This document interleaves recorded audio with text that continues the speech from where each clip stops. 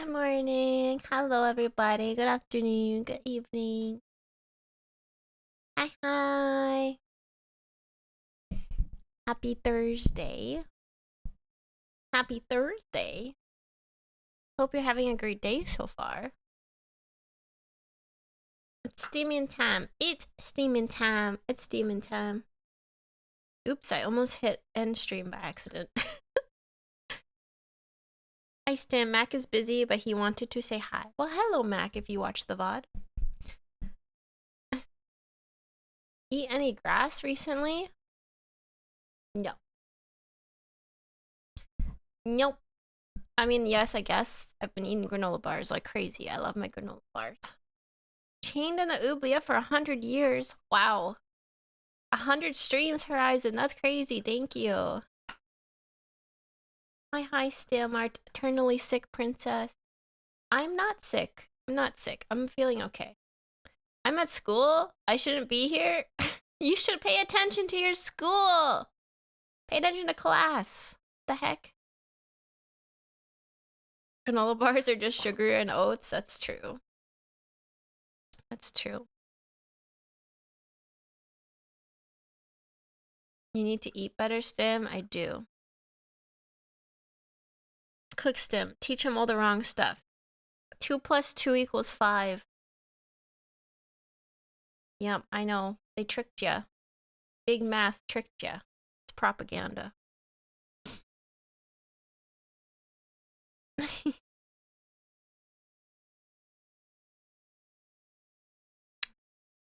I'm not sick. I'm just feeling kind of bleh today. I'm feeling kind of bleh. Not in a sick way, just as in a, oh, another day being the same day, doing the same thing every day. You take care of yourself, Stim. I just woke up feeling kind of like a loser today, you know? It's one of those days. Hi, Mac. Hi. It happens to me every day. Magic, you're not. Don't think that about yourself. It's just one of those days. I think everyone, well, maybe mostly everyone, just has a day sometimes where you wake up and you're like, meh, meh, I'm not having it today. It's just one of those days. You wake up and feel like a loser. What a real loser's supposed to do. Well, I don't got that. I don't got the answers. I did have a nice hot shower before stream. And I got dressed nicely even though I'm just sitting at my computer all day. And that did help. Never underestimate the power of a nice hot shower and putting on clean clothes. It does help. It really does. It's just like, I don't know. It's like getting into your bed when you have nice clean sheets. It just helps. It just makes you feel better. My clothes are somewhat cleanish. I put clean clothes on today. And I actually wore like jeans and a nice top instead of my normal clothes, which I wear every single day, which is yoga pants and a hoodie. Sometimes the only way out is through. You just gotta let yourself feel what you gotta feel. I feel like I don't feel like I'm sad about anything. I just feel like bleh. I think I just gotta get myself out of my funk. Doing things and catching up on chores helps. Yeah. Yoga pants and hoodie, I fail to see the problem. It's just like I feel like I don't feel like a real person sometimes. You ever just feel like you're not a real person sometimes? I'm like, what is my life? I wake up every day. I wear like sweatpants and yoga pants. I sit at my computer all day. I'm like a ghost of a person. I work, I never leave my house, and then I go to bed. And then I wake up, and then I wear yoga pants, and I put a hoodie on, and I eat a granola bar, and I stream, and then I work on videos, and then I go to bed. And then I wake up, and I put on yoga pants and another hoodie, and then I stream and have my every day. Everyone's like, I'm going to like a concert. I'm going to Japan. I'm doing this. I'm doing that. And I'm like, well, I'm gonna wake up and put my yoga pants on and I'm gonna stream again. Sometimes it's a strawberry muffin. That's true. Sometimes it's a strawberry muffin. That's true.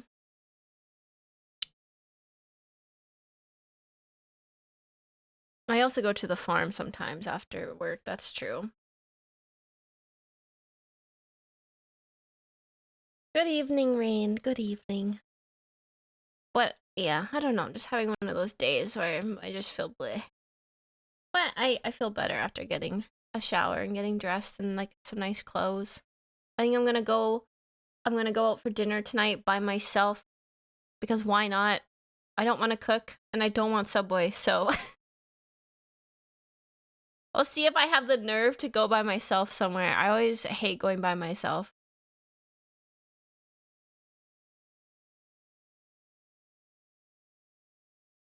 I'll see if I have the balls. Every time someone asks me what I've been up to, I always just say I go to work and I go home. Same. Oh, Stimpup wants out. 1 second.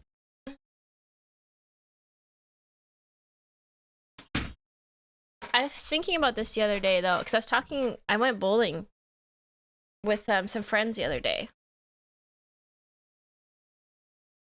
And we're all like, giving some life updates. And one of my friends is like getting engaged and married.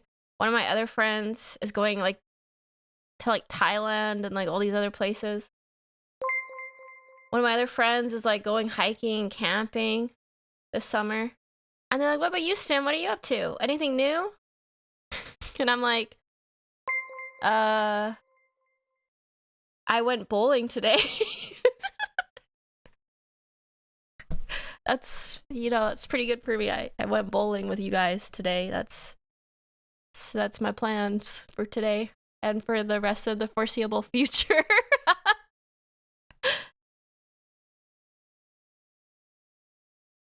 Did they sell out of plushies in less than 24 hours? I guess not. That's true. Thank you. That's true. Me when other people have different lives and live them differently. I know. I just feel like they're accomplishing so many things and doing so many things. Everything I accomplish is like from my room at home. It just feels different. It feels different. I've been to 2 close friends' weddings in the last 6 months. I get it. I don't know. I just feel like it's weird. Just weird. Please don't compare their highlights with normal life. They also lived out normal life 99% of the time. That's true. I guess they just have more going on than me this year. Indoor accomplishments and outdoor accomplishments are both accomplishments. That's true. I did get another dog, I told them. And they were like, yeah, we saw all your pictures. I'm like, oh yeah. I guess that's old news now. Well, I don't have anything else to report. They're like, yes, Jim, you constantly send us pictures of your dog. We know you have a new dog. 100 streams. Yay! 100 streams, Neptune. Thank you for catching 100 streams in a row. That's crazy. It's the same as comparing to people on Instagram. Well, I know Instagram's all fake. I know that.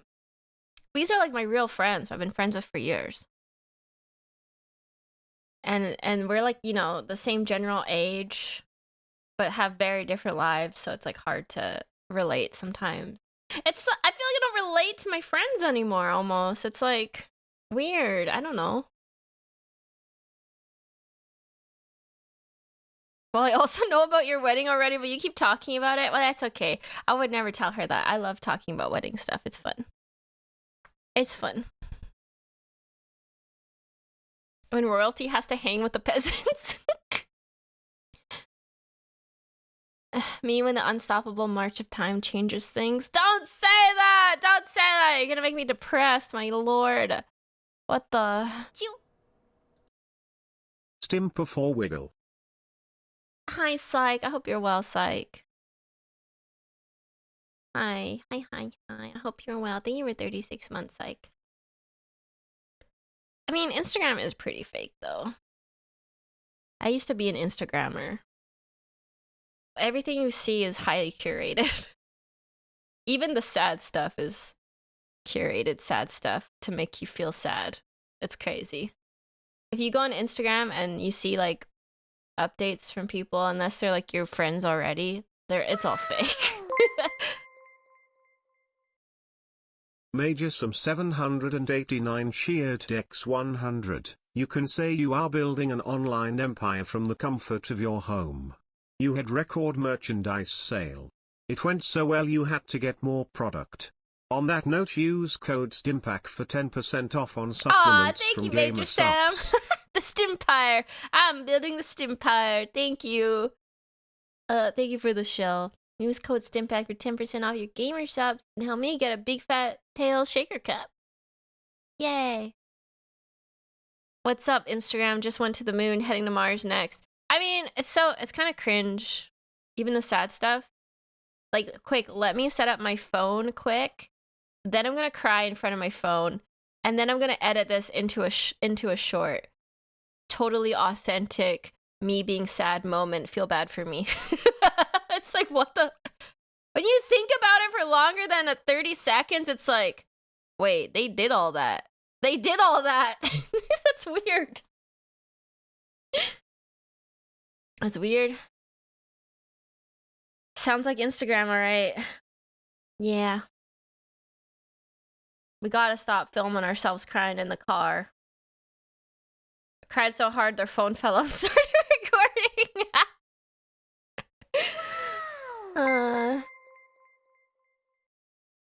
Major some 789 cheered X100. What I said is true though, Stim, you are building an online media name. And the plush did sell out. That's true, I guess. It doesn't really feel like that though, you know? I'm just a girl on the internet. Tim, I think you just gotta start talking about your stuff in Super Corpo speak next time you hang out with your friends. Baby, it doesn't feel like Super Corpo stuff though. It just feels like I'm just a silly dumb girl on the internet making videos and live streaming. I do have a really important meeting next week, which I'm excited about. Yay! That my sponsorship manager, I guess, has helped me with. So that's really nice. I'm excited about that. K4ST3 Hey, you wanna and leak? cheered X100. If they ask again, you could also mention that you are going to take part in your first concert on the weekend. Yeah, but it's like a really small part. I don't know if I would consider that as me being part of. I guess I'm part of it. Yeah, that's true, but it's so small. Do you think Stim would feel any different if she were at 1 million subscribers? You know what? I bet the people who are at 1 million subscribers still feel like just silly little guys on the internet. You know? I think it's just like, no matter. Because you know what? Okay, yeah, you're right. Because when I was a little streamer with no YouTube channel and like 40 viewers, I felt like this too. Like I'm just a little guy. And now that I'm like, what, 200 to 300 viewers with 50,000 on YouTube, I'm just like the same little guy. So I'm sure it's just a normal feeling that even if I was at 1 million subscribers, I'd be like, I'm just a dumb dragon girl. Teehee. I'm gonna sing. I'm really proud of my performance actually. If you watch it, I hope you enjoy it.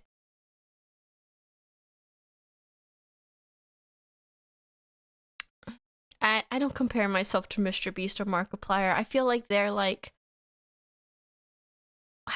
they're like outside the scope of reality, those kind of YouTubers.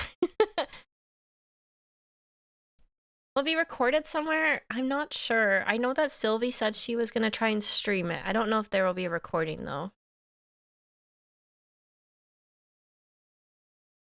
Okay, 1 second. Stimpup is being difficult. She wants in and then out. In and then out. In and then out. Want in or out? You tell. You know what I was thinking the other day though? Because I've been trying to change my content a bit. Well, maybe not my content. I've been working on more video stuff. And I wanted to do kind of like not game reviews, but more edited stuff with my thoughts about things. And I was thinking, are there any female like channels that are like that that are like popular? I don't watch any of them. I need to find like female VTubers that do like breakdowns of videos that are popular.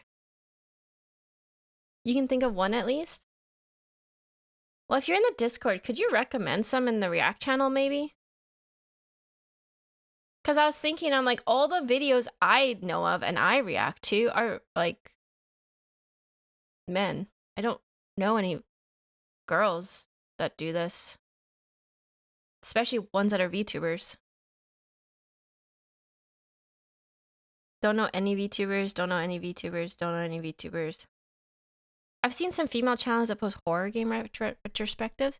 Is it just like male-dominated field, I guess? Because I was even looking at Warhammer, what's it called? Like breakdowns of game reports.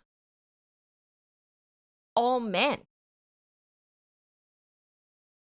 Is it just like women don't do that kind of stuff, or are they just like wouldn't be popular doing it? I'm just curious because I was thinking about doing stuff like that, where I make more like a scripted video and I talk about my thoughts on things. And I was looking and I only saw male channels doing well. I'm sure there's lots of little channels, but I mean any like big channels seem to be all men. Mostly unks for Warhammer. There was no female Warhammer VTuber like 2 years ago, and now there's like 4 or 5 fully dedicated. So stuff is changing. I mean like video essay type stuff though. Like for example, like how I played Resident Evil 4. It would be, I kind of wanted to do like a breakdown of my thoughts on the game, how it differed from what I thought it would be like my favorite parts of it, difficult parts of it, things, stuff like that. I wanted to do like a video on it. Like a kind of a game review. I don't know if it would actually be a game review. I don't feel like I'm qualified to review games, but like a breakdown. I guess it would be more of a video essay breakdown. But I was kind of looking to see like if anyone else had done it that's a VTuber, and I didn't really see any. Nobody's qualified to review games. I guess I see people like Bricky, for example. I see people like Bricky doing game reviews and breakdowns. And I feel like, yeah, Bricky's qualified. I don't know why, but I believe him. I don't think I'm qualified. I don't know. I don't think I'm qualified, but I guess like I played it, so I guess I have an opinion on it. You can always be the first. That's true. That's true. I was just wondering why it hasn't been done more before by VTubers. I don't know any VTuber game breakdown or video essays. Breaking down themes and qualities of games is wow. Breaking down themes and qualities of games is a game review, whether you feel like you're qualified or not is a you thing. I guess that's true. You playing the game means you have more qualification than half the game reviews you'll see online, to be honest.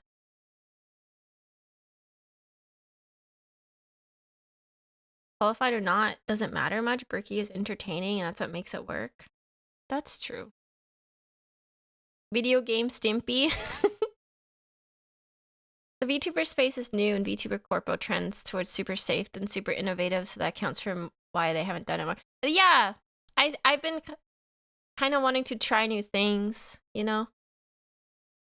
A lot of the VTubers, we do all the same things, and I'm one of those people who's always wondering why and wanting to try different things. So I was like, why? Why do we all do the same thing? Why don't we do the same thing as other YouTubers? Why don't we try other stuff that other YouTubers do? Why are all the VTuber content the same? It's all game highlights or stream highlights. Or like scripted shorts talking about what it's like being a VTuber. Or being a girl failure. That's it.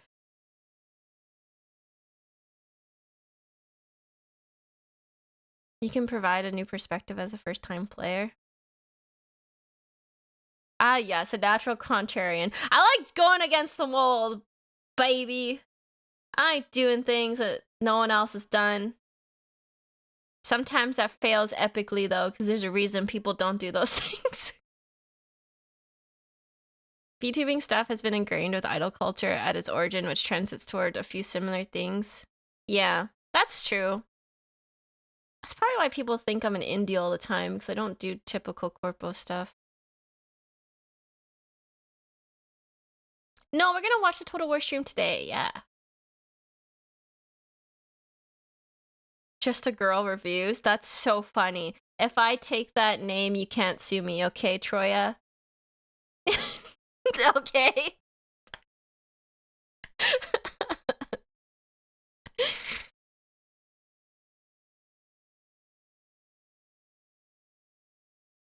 Sim creates a 2-hour lecture on the history of hats. I want to do stuff like that.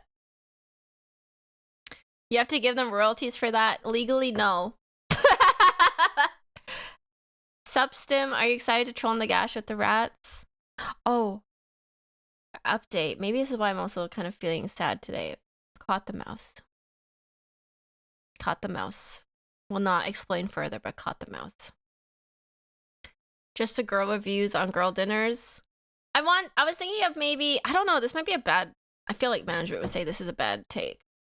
I was thinking of maybe taking a day off from streaming a week and spending that on writing scripts and like editing. I feel like I'll get in trouble for that. Because, you know,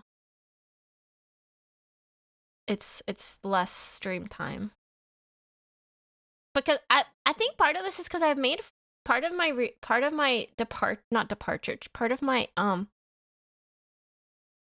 editing. You don't have an editor. I do have editors. I do have editors, but I also know how to edit myself.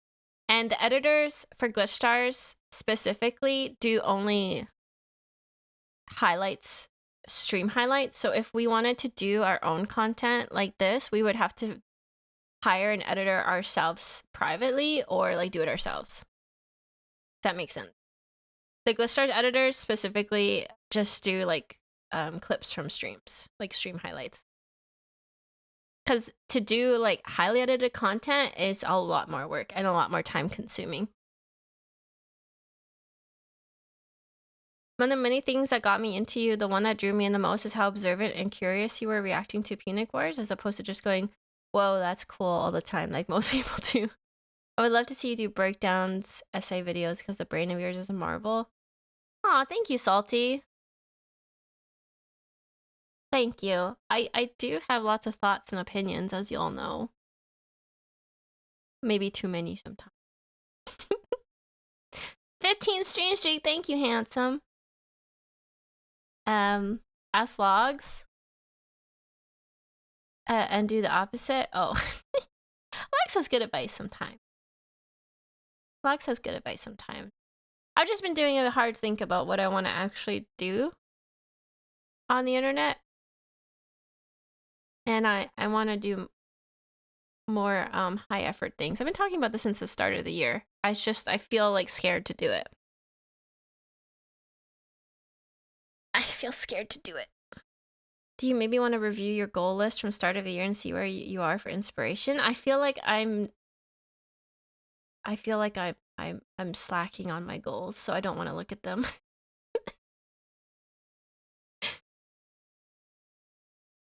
I said it before and I'll say it again. We need more food reviews from Scran. Could do more Scrandle. I was maybe gonna do GeoGuessr today too. It's always scary doing a new type of content though, because it's like, you know what works now? Do I want to spend extra time on money on doing something that's gonna bring me like negative returns? I mean, I would enjoy doing it, but what could feel like a waste of time and money. I guess that's the same for any job. It's risky to do new things.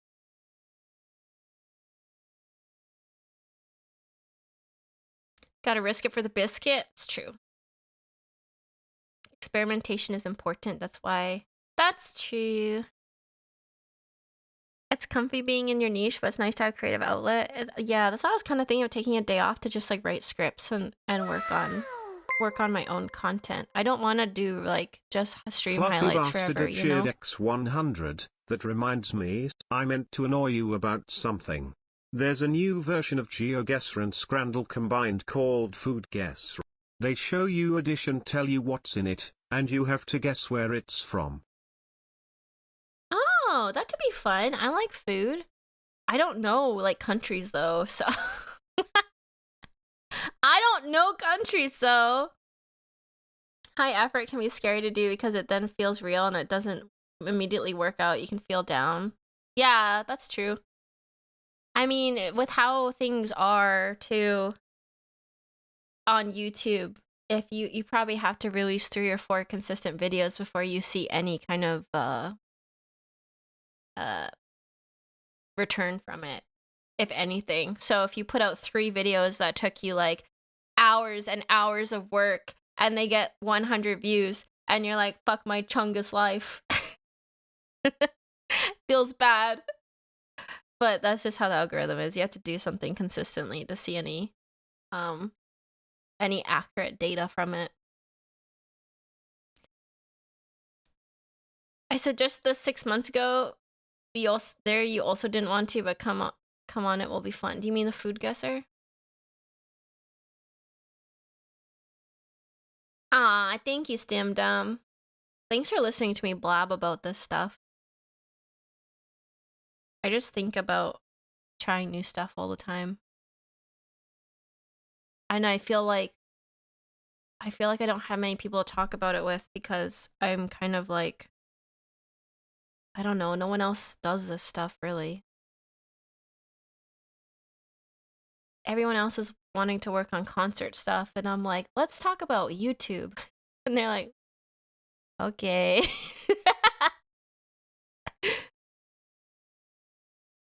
We're here for your TED Talks. Thanks, Clincher.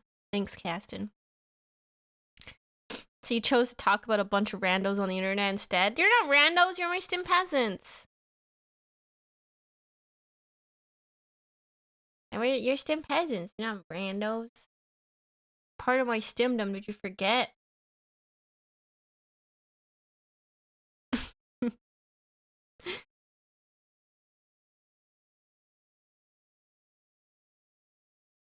Reach out and connect with other creators. It's hard. Dude, I've been ghosted by like 5 people in the last 2 months. And now I'm just like, I will never talk to anyone again. It's hard. It's hard. It's hard to keep putting yourself out there, dude. It's hard. Especially when you're anxious.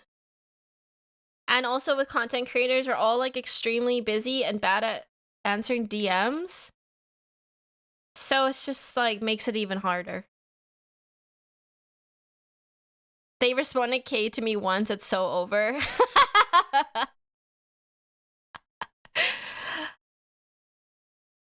Everyone's busy. If you get ghosted, just ping them again. I know. I should do that. I just feel annoying. I just hate doing that. It's hard when you have social anxiety and general anxiety. Even worse when you think every interaction is a business transaction with collabs. Exactly. It's just so hard to navigate. I just want to be friends, but I don't know how to like, I don't know. It's hard. I just want to make friends, but it's hard when it's like also your job. Eh. Start every message with in case you didn't know who I am. Here's how I start every message. I'm sorry to bother you. I'm sorry if I'm bothering you. I know this is really random. I'm weird. I'm a weirdo. I'm actually just a huge freak, so don't answer if you don't want to. What?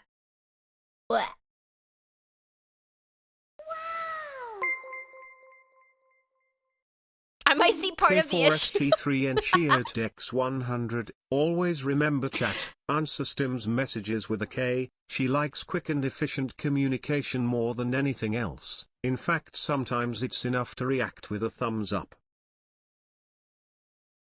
That makes me sad. Don't do that. We don't do that.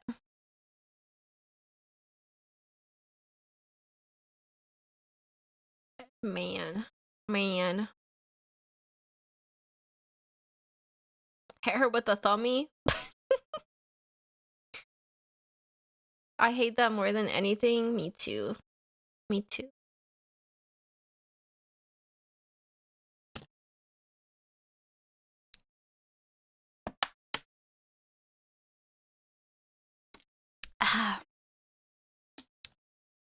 Finished my coffee almost.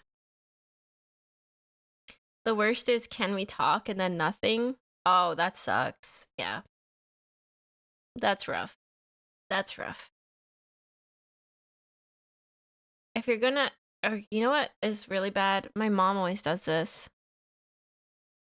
She'll call me and I'll miss it, and then she'll text me, call me back as soon as possible. And I'll call her back literally 5 minutes later and she won't answer, and I'm like,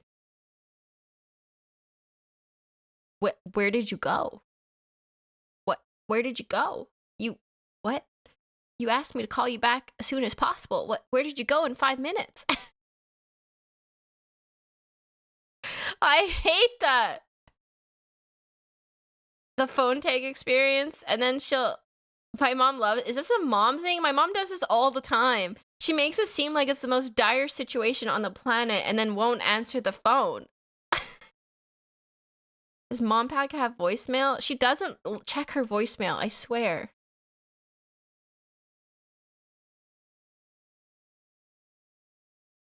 It's a boomer thing? Do they not have object permanence, the boomers? My god, my mom does that too. Then it's something that could have been, oh my god, yeah, and then it's always something that's just could have been texted. I think that's universal for every mom. That's so funny. When they yell your name from the other room and you call back what and then nothing. I don't really get that anymore because I don't see I guess I see them, but I don't live with anyone, so. My mom just leaves voicemails. My mom leaves voicemails saying, call me back, Stim. As soon as you can, call me back. I need to talk to you about something.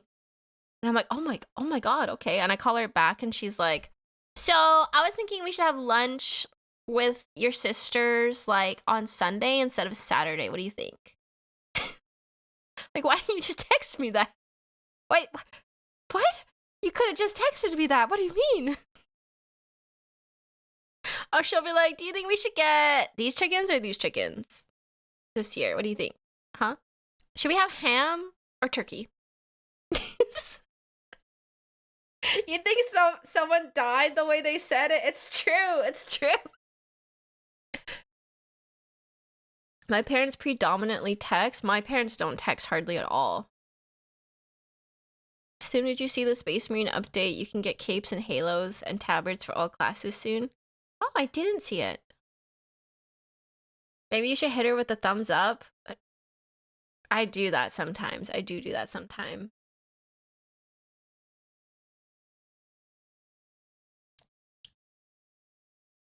I have coworkers that demand to talk about stuff on the phone for 30 minutes instead of a 3-sentence email. It's a huge boomer thing. Do you think they just like to yap? Are boomers yappy? I will say I feel like boomers, this is a generalization. I feel like boomers are quite entitled. to your time, to like I don't know, they just don't understand boundaries. Like they just don't. They just don't. They had nothing else to do back then except yap. I don't know, trying to set boundaries with my mother is impossible. She's like, "What? You think I'm the worst mom ever? Huh? You don't want me to come over 4 o'clock on a Tuesday while you're working? You think I'm just the worst mom ever? Huh?" Like, no, mom, can you just come over when I'm done work instead of right in the middle of my workday, mom?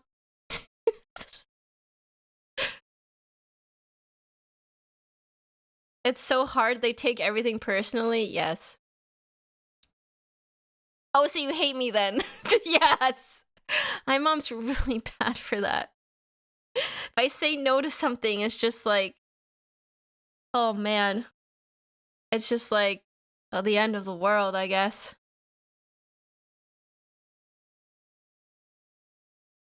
Oh, I see I carried you for 9 months, but now you don't want to see me. I'm like, can you just come back at a different time, mom? Like, oh my god, it's not that hard. I'm sorry. They grew up in a different world. There's a few people here who remember times before the internet, and boomers are even older than that. Times before the internet is crazy. My mom got used to me telling her no. I'm trying to say no to my family more often, but it's really hard because they what's the word? They make me feel guilty every time. They guilt trip me every time. They guilt trip me every time. And then I end up just doing it after we've already had a little argument about it. So I feel like it's easier to just do the thing and not say no. I still don't say no to my mom. Yeah. It's true. I try to, but it just turns into, you know, a little argument, and then I end up doing the thing anyways, but now I'm sad about it. You're not stoic enough. It's hard for me to say no, especially to family. Especially to family. It's easier to just say yes.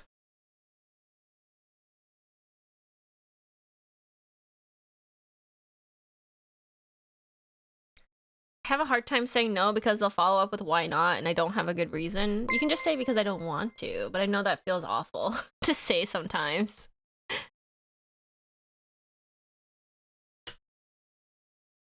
Just tell them if you love me, you won't try to guilt me into doing something I want to do and will respect my autonomy.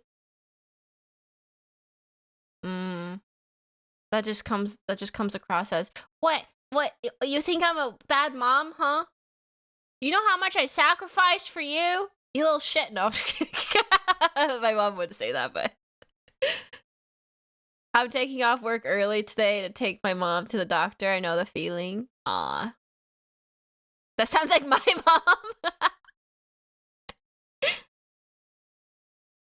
mom. You want to ask me to do something, you have to essentially write a thesis why it's logical to do such a thing. If it's asking for help, I generally just say yes if I'm able. Hi, Maki. If they say you think I'm a bad mom, say yes and see how they respond. I don't have the balls to do that. I would never say that. I can't imagine. Anyways, I sadly gotta go catch the rest later. Bye, Caston. It's probably gonna be a bit of a short stream today. We'll watch the Total War stream. See what the updates are, because they have announcements and updates for Total War Rome, Medieval, Total War 40k, and Total War. So, just Total War, I guess. I'm curious what the 40k updates will be. Total War 40k. I almost always use work as an excuse not to go to stuff. Okay, I do that too. And they say, oh, you just work from home. How hard can it be? And I'm like, well, you kind of got me there. You kind of got me there. If I say I'm busy with work, they're just like, you just work from home. You make your own hours. God damn it. Stop. It's a real job, Mom, okay? It's a real job. Just pause your stream, literally. Just pause your stream.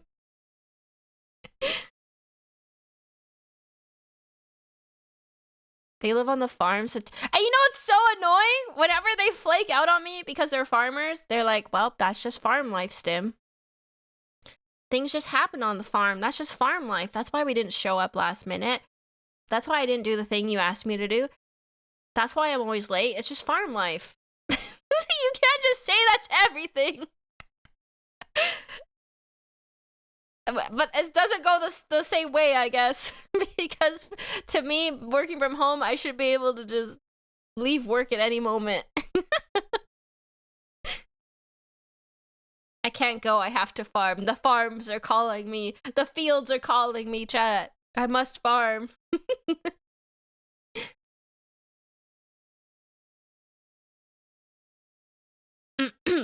If they say you work from home, hit them with it. That's just farm life. Wow, Didn't 9 see months! 9 months go by, lol. Thank you, Sam, for 9 months. That's crazy. Happy sub, baby. Do you have family that's always late to things? Yes, my mother. I tell her an hour difference in time to get her to show up on time. I give her an hour leeway, otherwise I know she's gonna be late. It's not worth arguing with her about. I just give her a different time than everyone else because otherwise she'll be late. You're also farming, Stim? Farming that content? That's true. Man, I wonder if I could explain clip farming to my family. They would be like, what the fuck? Hi, Stim. Can't stay long, but I'm curious. We only doing Total War Reacts today? Probably only... well, we'll see how long the Total War stream is. Because I'm really not feeling great today. I'm kind of having a sad day. So I don't think it'll be a long stream, but we'll see. My family runs on Filipino time at the party. The party starts at 2. We say 3:30. Major some 789 cheered Dex Really? 100. Lol, you can say What does that's that just mean? steaming life. You have to be online on certain time to get max engagement. It's true. True.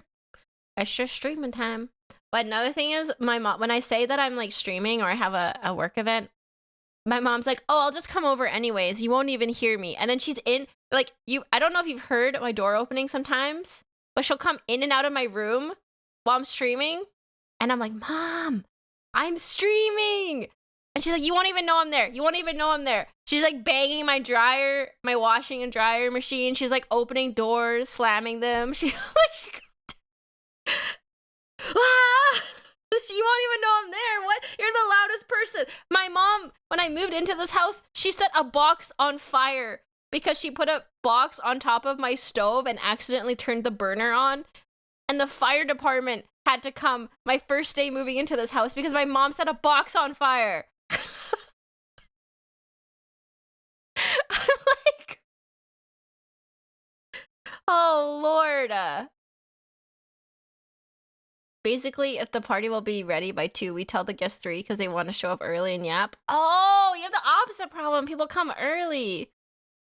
That's so funny. Now you know where Stim gets it, guys. Okay, well maybe we're a little similar. Maybe we're both just a girls. Maybe we're both just a girls.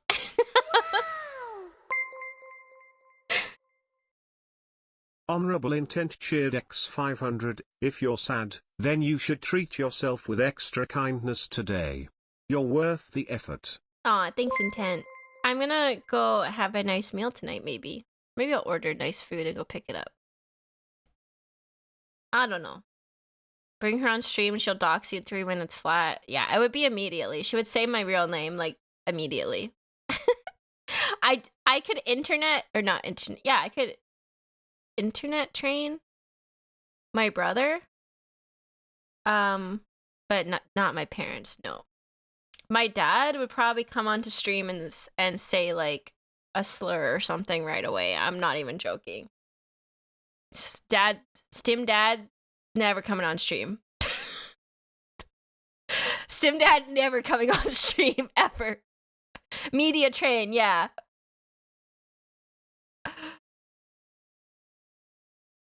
Too based for Twitch. He's an old farmer. He used to be a biker. What else has he done? I don't know. My dad's fucking crazy. I just had to be like, okay, Dad, and realize that he's from a strange time that I don't understand because he's not changing. Because he's not changing.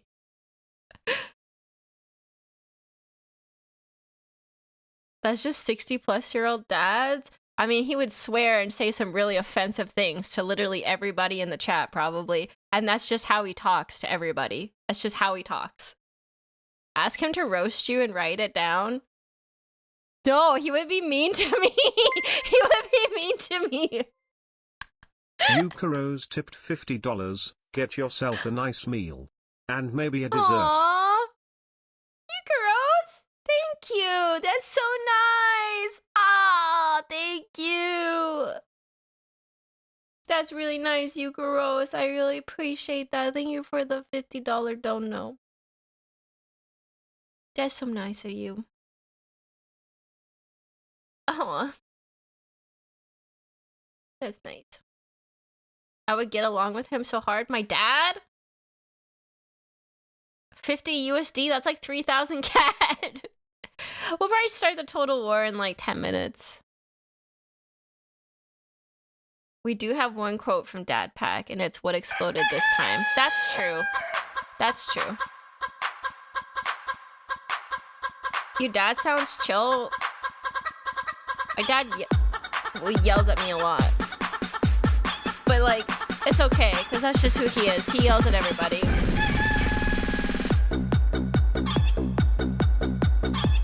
He also calls me a dumbass a lot.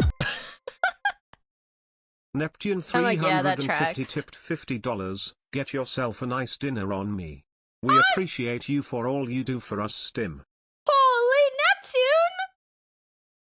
Oh my god, I'm getting 2 dinners? I'm getting 2 dinners!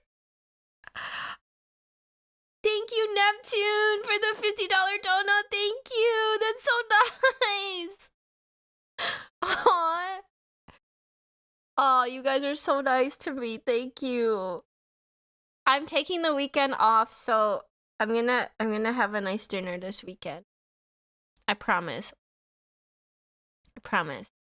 That's so much Subway. I'm not getting Subway. I have to get myself out of the house and out of my slump. I need to go eat real food that's good and tasty. Last time I had Subway, my tummy hurt. I think the bread is poisoning me.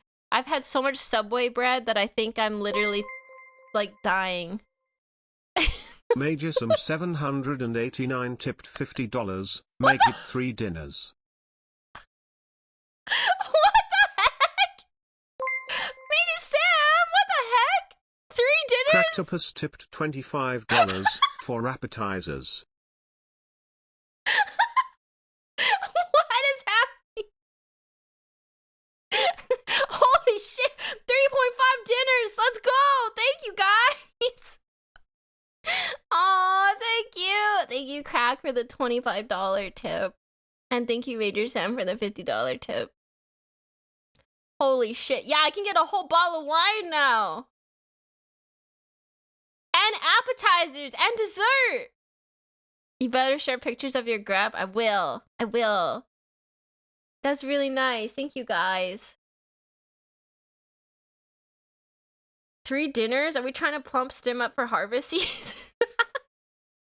I'm gonna eat so good. I'll share pictures in the Discord. I'll share pictures in the Discord. Thank you, guys. That was really nice of you.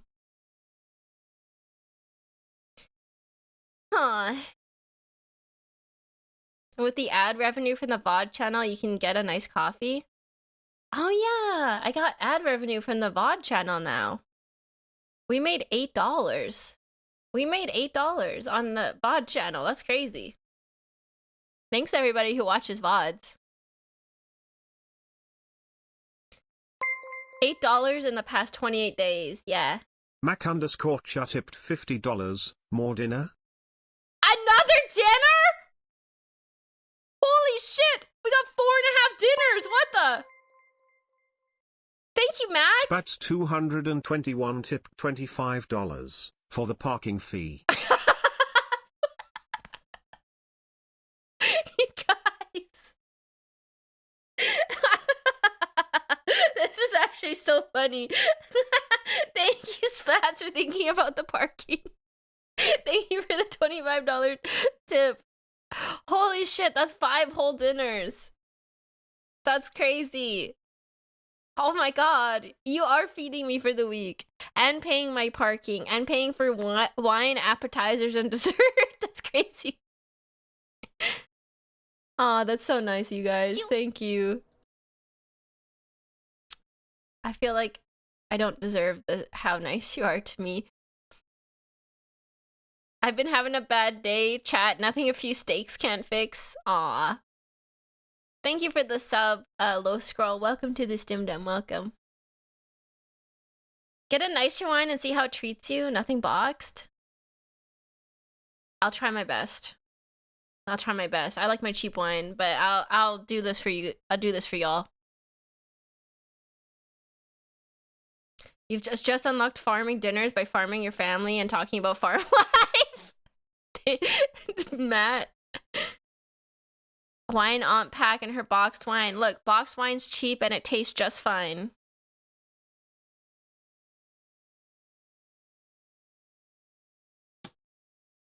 A steak would bring me out of a slump instantly. A steak and a baked potato would be really yummy. And like some red wine and some garlic toast and a Caesar salad. Yummy. That would be great. Dumb Raccoon tipped $20 for after dinner breath mints. Dumb Raccoon! After dinner breath mints is crazy. That's crazy. I have good smelling breath. Unless I eat garlic, I guess. Holy crap! Bits, thank you for the 20 gifted bits. Oh my gosh, thank you so much. Holy, you did not have to do that, Bits. PayPal and I very much disagree with each other, so here's 20 gifted subs instead for the fuel fee. Oh, thank you, Bits. You remember that I have to drive everywhere. It literally costs so much money in fuel to go places. Thank you, Supernova Bits. Bombastic cheered X500. Now she doesn't have to eat us for dinner this week, chat. None of need to be sacrificed to her this week. I was just going down the lines of looking at the Stim peasants, seeing who is fit for consumption. Clincher tipped $50. Here is for the fuel. Oh my god, Clincher! Thank you! Thank you so much, Clincher. Thank you. Monster Thank of you for the Mangoes tipped $50. $5 for the expensive soda on the side. Seriously, chat, why is a cup of soda like $3 and the That's so refill true. like $2? That's so true. The expensive soda on the side is hilarious. Jolo Dog tipped $50. Don't forget the tip. Stimper for tail. Damn, y'all, I have to find like the nicest restaurant in Saskatchewan at this point and go there. Jesus Christ. Thank you, Jolo. Thank you, Mangoes. That's so many dinners. I like literally have to find the nicest place in Saskatchewan. I feel ashamed to say that I eat Subway so much now. That's like 6 or 7 dinners. Get crunked, idiot. That's the finest Subway in Canada. The finest Subway in Canada is crazy. McDonald's? No. I'm going to find somewhere really good. Maybe I'll find like a sushi place or like a... I don't know. What kind of restaurant should I look for? Thank you, Clincher, for the Invincible 52. 316 tipped $30. Hope this demonstrates how much we care about you, Stim. At this point you could just buy the restaurant. Aw, thank you so much, Invincible, for the $30 tip. Thank you, guys. That's really kind of you. Thank you. Dumbacoon cheered really am thankful for X100. y'all. If we donate enough, then maybe she'll drop her leftover steak bones down the oubliette. I'll consider it. I'll consider it. Steakhouse? Steak would be really good. It's just like really disappointing when you go to a steakhouse and you buy a steak and they don't cook it right. You know what I mean? It's like, man, Fluffy it's a Bastardo risk. tipped $20 for the hooker. For the what? Oh, for the what? For the what? Fluffy? Thank you for the $20. Did you say hookah or something else? Monster of Mangoes Okay, cheered okay, X100. okay. Can you send mashed potatoes to the stim peasants? I can send you mashed potatoes. I have starch. I have starches. TTS acting real sauce.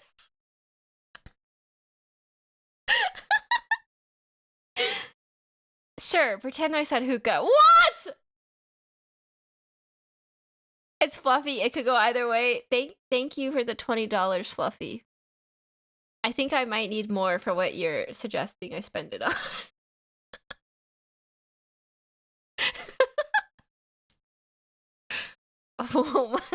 What'll you do for a crisp $20 bill, chat? Huh?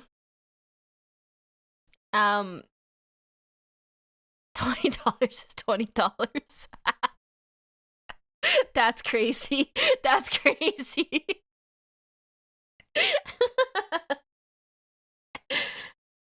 I would eat dinner with you for $20. I have to pay you to eat dinner with me.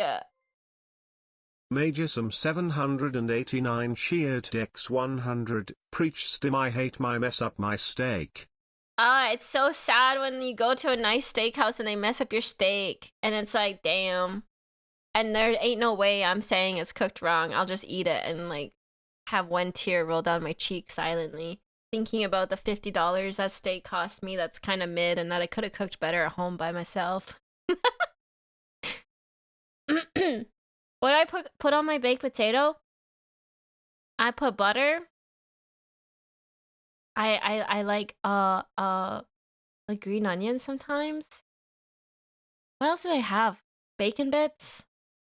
Sometimes I'll put sour cream. I'm not the biggest lover of sour cream, but sometimes I'm in the mood for it. And cheese. Yeah, of course, cheese. So basically everything. I basically put everything on it. Garlic butter. Oh, hell yeah. If they have garlic butter, I'm putting that on it.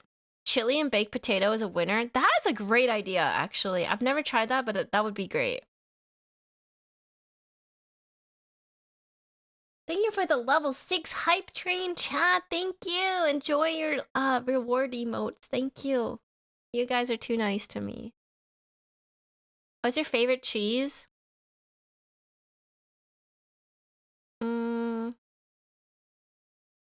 I'm a basic bitch. I like marble cheddar, which I think is like only a North American thing.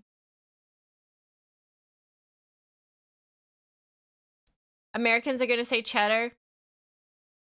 Guilty. I'm a Canadian, but I'm guilty. Marble cheddar. It's so good. It's so basic, but it's just good. Smoked Gouda is fire. I don't know if I've... Oh yeah, smoked Gouda is good. I don't know if I've had brie. I'm normally chill with messed up food, but not steak. If they mess up my steak, the whole restaurant's hearing about it. But then when you get like a super good steak and it's like butter in your mouth, it's so good. Code Shiku cheered X100. Canadians are American light, so still Americans. No, we're North Americans, not American. I also don't like cottage cheese. I don't like the texture Fluffy of it. Bastard cheered X100. I'm from the English West Country, where cheddar was invented. If anyone thinks cheddar is basic, they haven't had good cheddar. That stuff is the most popular cheese in the world for a reason. Chat, I will fight you on this. I am prepared. I have had fancy cheddar before, like a sharp cheddar. I actually had this cheese that was like cheddar with like fruit in it, and it was so good, like amazing. I like soft cheeses, but I haven't had many cheeses. You know what this means, Tim? With the money you suddenly have, you should buy a bunch of different cheeses and crackers to try them out, along with that wine. You know, typical content creator, I'm like, you know what we could do? We could have a cheese tasting stream. We can make a stim charcuterie and just eat cheeses. Cheese tier list slub. We could just eat cheeses. Yep. A whole cheese stream. First video on the review channel? Hell yeah! White girl tries 50 different kinds of cheese and fucking dies.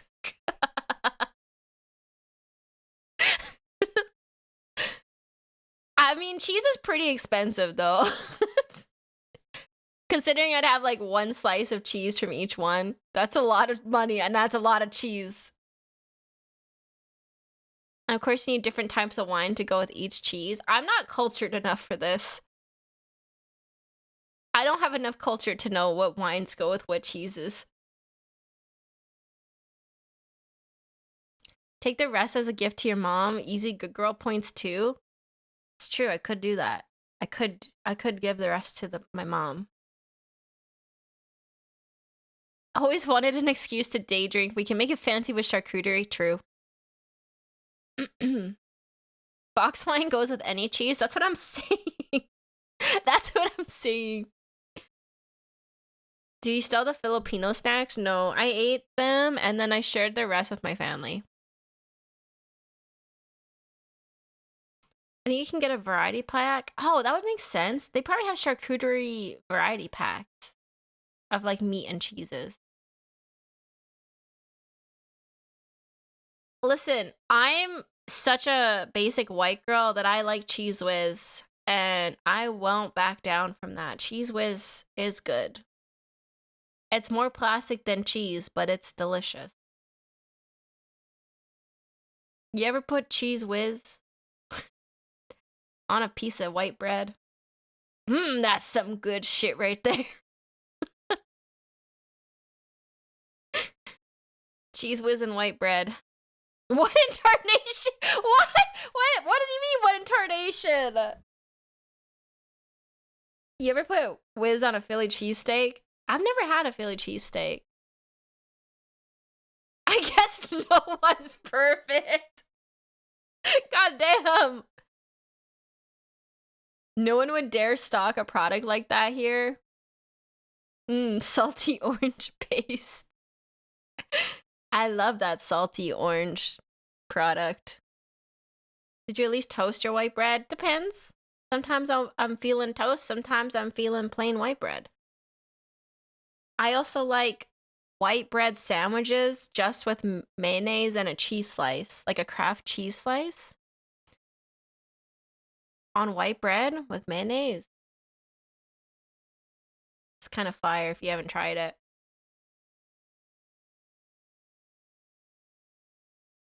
No, that one's not toasted. That one's not toasted. It has to be soft white bread that tastes like nothing. I was with you until the Kraft cheese slice.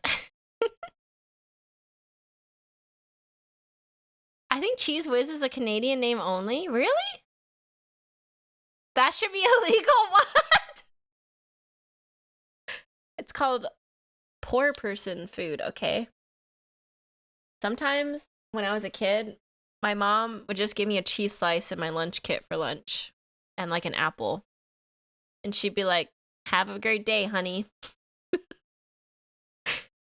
And I'll eat my cheese slice so happily.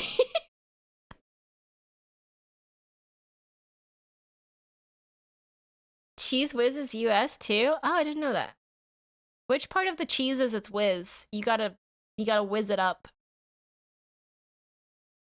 You gotta whiz it all up and make the whiz out of it. That's not a lot of food.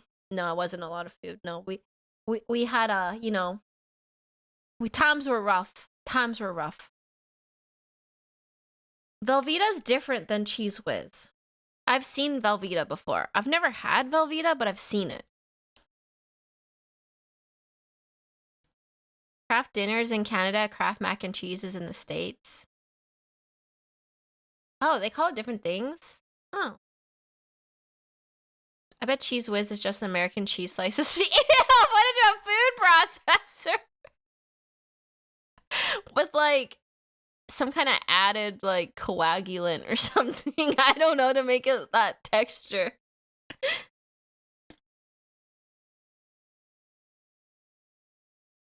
Cheese Whiz is white people queso. I think queso's better than Cheese Whiz. I love queso. I don't eat it much, but I do like queso. It's just cheese emulsified with citric acid. Citric acid, my love.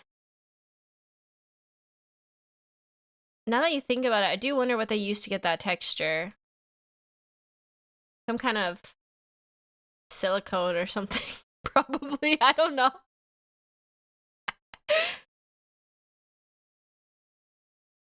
Queso is cheese, Cheese Whiz isn't. What is in Cheese Whiz? Cheese Whiz ingredients. Cheese Whiz is processed cheese spread composed of whey, milk, canola oil, modified milk ingredients, and cheese culture. Oh. Cheese culture? What the fuck is cheese culture? That's weird. Modified milk ingredients. So, not milk. It's not even made of cheese, but the culture of cheese. It's characterized by its signature smooth and spoonable texture, achieved through ingredients like sodium phosphate, sodium alginate, and lactic acid, often with added color. They literally put the orange in it to make it look like cheese. Oh no, this is gonna ruin Cheese Whiz for me. Do you think Cheese Whiz is just gray before they add color to it? I don't want to know the answer to that. Ew! Ew! Ew! No! No! I should never look this up. Never! Wow. Oh, God.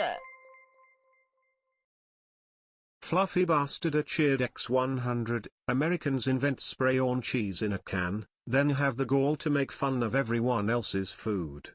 Hijos de puta. Eso no tiene sentido. Fight me, chat. I have no defense of that. Hi, Sango. Dean Southworth, who was part of the original team that developed Cheese Whiz in 1950s, described a jar he sampled in 2001 as tasting like axle grease. Delicious axle grease. Major some 789 Cheered X100. Cheese culture is the bacteria that breaks it down. Oh. I'm not looking up any other childhood foods that I love. I don't need to think of Cheese Whiz as gray sludge that's been colored to look like cheese. I've been eating an abomination. Don't look up granola. Granola bars can't be bad. It's literally like oats and chocolate.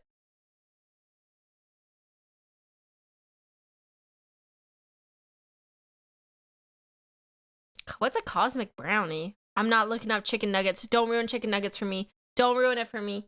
Don't tell me. I love chicken nuggets. I don't care what's in them. I love them. And I don't want to know.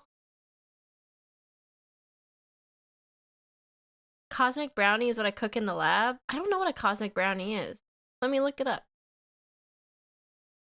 Cosmic brownies are Little Debbie's finest creations. I don't know what Little Debbie is.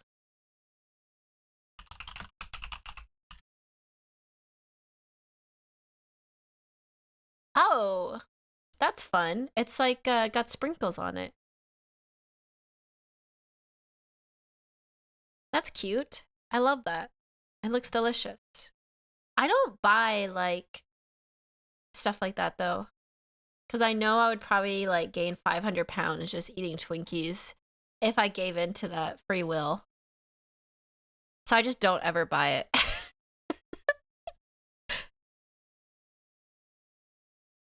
It's like tiny non-branded M&Ms. Interesting. It looks cute. That and Twinkies are fucking abhorrent. One of the most disgusting things I've ever eaten.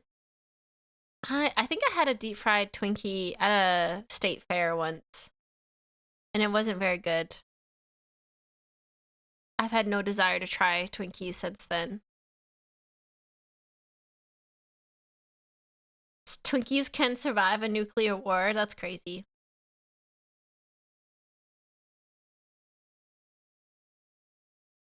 Is it bad that I'd still eat them nuggies even if I know they're all fucked up?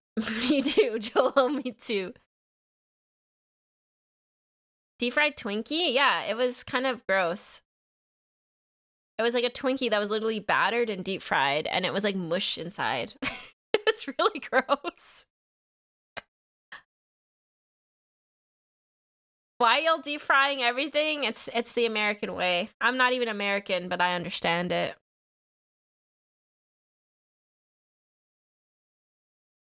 I've had deep fried ice cream and it was also disgusting. Deep fried Stimtail. Don't even try it. Don't even try it. I bet it would be delicious though. Americans are casuals when it comes to deep frying. What? Who deep fries more than Americans? Like A6 Wagyu. I've never had Wagyu before. I would like to have Wagyu one day.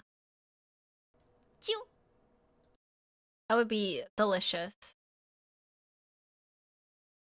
Guile, thank you so much for the 5 gifted subs. Thank you. Let's move on. Let's just move in from deep frying stuff.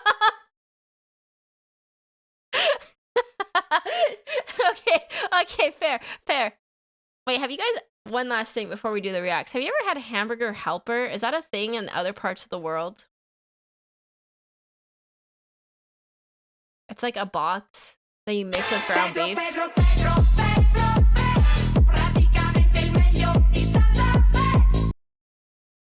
My dad used to cook that all the time whenever it was his turn to make dinner.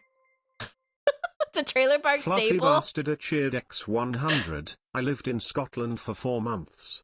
In that time, I ate both a deep-fried pizza and a deep-fried chocolate bar. A deep-fried This wasn't pizza? even at a fair or anything. This was at a normal-ass takeout place. It's just normal there. Oh my god, that's so interesting. I remember when it was Dad's turn to cook dinner, he'd be like, hey kids, do you want hamburger helper stroganoff or hamburger help lasagna? I'm letting you choose tonight, kiddos.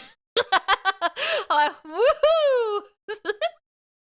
We're having lasagna tonight! Let's go! He's like, I can even put some extra cheese on it if you want. Let's go, Dad, let's go. Hamburger helper lasagna, feeling fancy, huh? Hell yeah. Sometimes we even have like canned beans with it. Yippee! I can't stand hamburger helper now. I had it so much as a kid. I can't stand it. I will say it used to be better, I think. Now it literally tastes like nothing. There's no taste to it.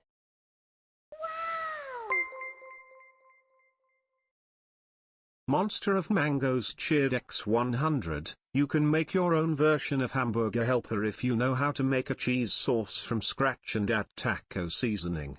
I save money and make more for leftovers than the small box used to make. That's true. Keel 2033 cheered X200. Me just waking up from a night shift. Oh boy, I'm hungry and look. Stim and the Stim are chatting. I wonder what about. Words before disaster. Words oh no, I'm sorry. Okay, well, let's move on and do the Total War react today. We'll watch the announcements together. I do have to pee because I drank a whole coffee once, so I'll be right back. I love lasagna though, like real lasagna. I make a mean lasagna. It's like one of the only things I'm really good at cooking. I don't know why. I'm just good at it. Go piss Garfield. Okay. I'll be right back. One second. Okay, I'll be.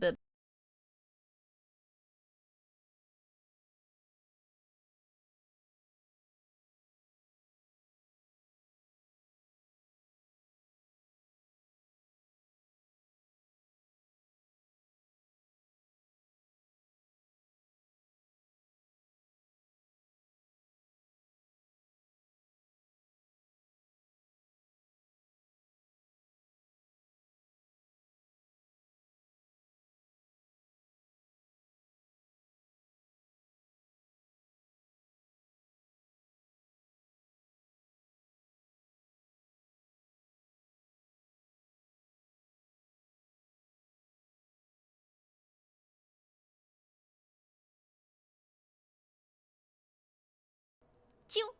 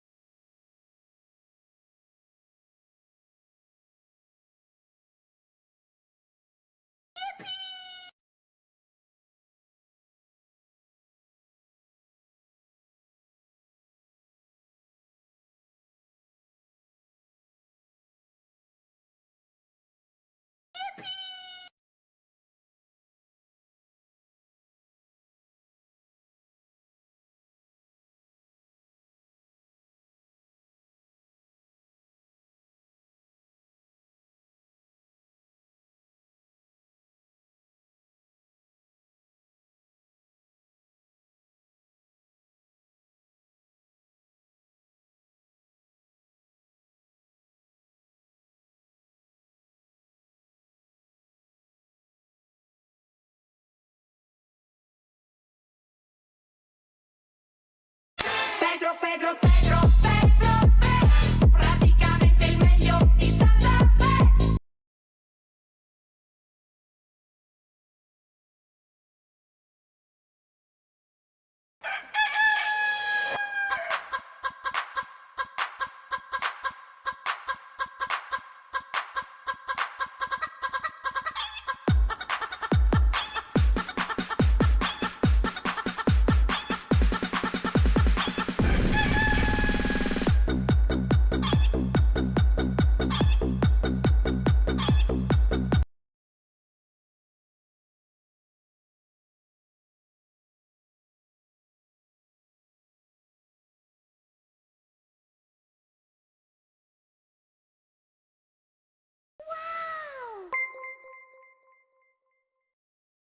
Zairis underscore scorn cheered X200. Why is it called a restroom when Stim seems to be fighting for her life in there lol? I heard that. I heard that.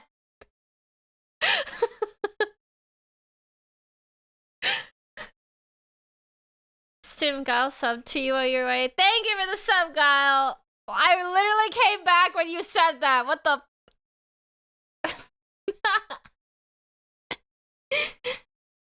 I literally was on my way back. Actually, my sister said she had to stop over for something, so I was texting her. Thanks for yapping long today, Stim. You talked me through a whole suit fitting. Ooh, a suit fitting! Interesting. I've always wanted to do a suit fitting. I feel like that's the ultimate, like, power move, you know? Getting a suit fitted to you. I feel like I would look really bad in a suit, though. Once I wore a blazer to an interview for a job meeting, and I asked my best friend how I looked, and she said I looked like a lesbian. And I was like, well, it's not the vibe I was going for. I was going for girl boss, but I mean, you know, it's going for hot girl boss. I mean, I could be a hot lesbian girl boss, I guess.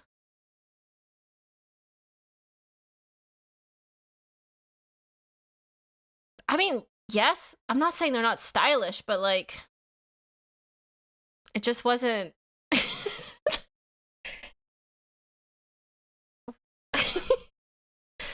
I dress normally very like cottage core, like trad wife. Fluffy bastard cheered X100. Normally. She was hitting on you. That was a compliment. Was she? Oh, do you think? If you knew my normal style, I dress like I wear a lot of sundresses and like very feminine clothing. Kochiku cheered X100. Whatever shivers your proverbial timbers. Am I right? So me wearing a blazer and like a pant, like slacks like that, just was very off-putting to me. I mean, now I wear yoga pants and hoodies, but at one time, there was one time in my life where I actually tried to look cute. Okay, let's do the react. I'm getting distracted again. Okay, let me. Oh my god, let me get my life together.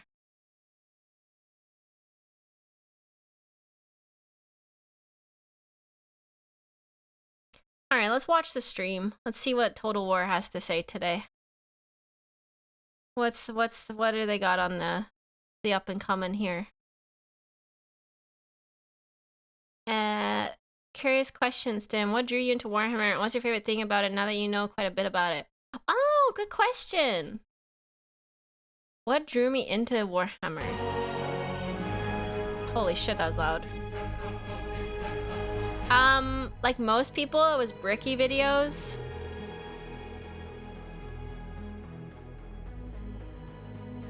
What drew me into it?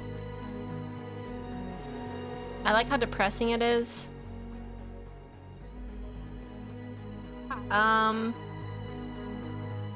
girls just need a pencil skirt instead of pants. I think I need a pencil skirt. What? Okay, let me think about it. What actually do I like about Warhammer? What I like about Warhammer is I like... Holy, why is the music so loud? What the...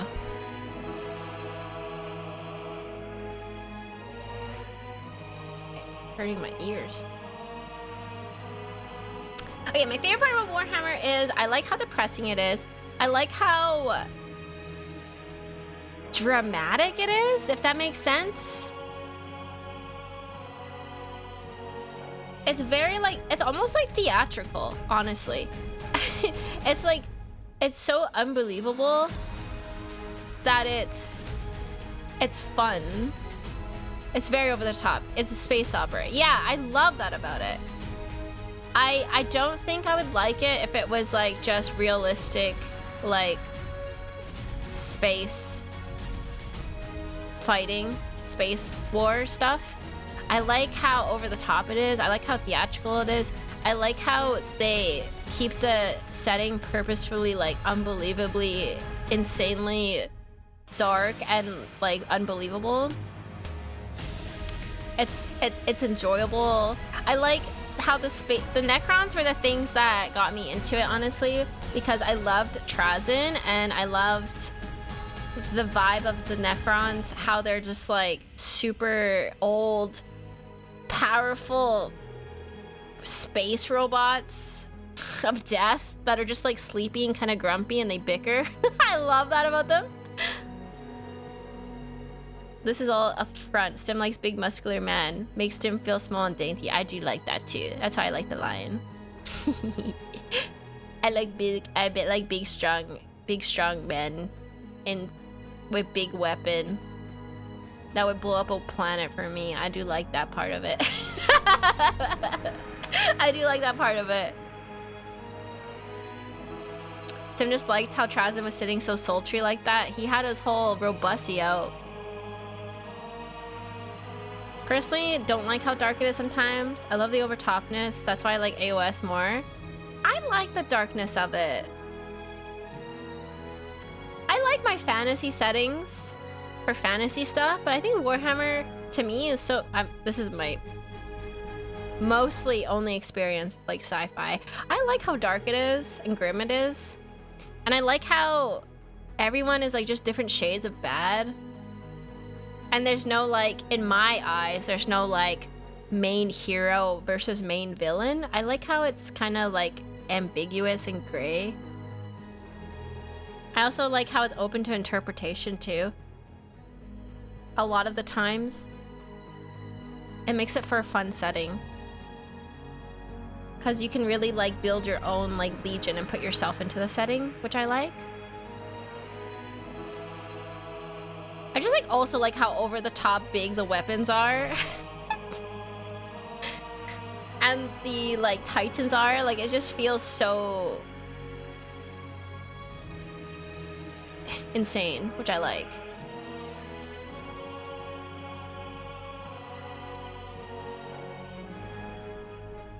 Shades of Bad sounds like a fire band name. Does. I've been going down the Tzeentch rabbit hole and my head hurts. It's very like convoluted and like needlessly complicated, and I just like that. I don't know. I like that. I like big spikes and skulls on things and big weapons and swords and like how gory and like macabre it can be. I like that. I like that. I like how fucked up it can be. Macabre. I love it.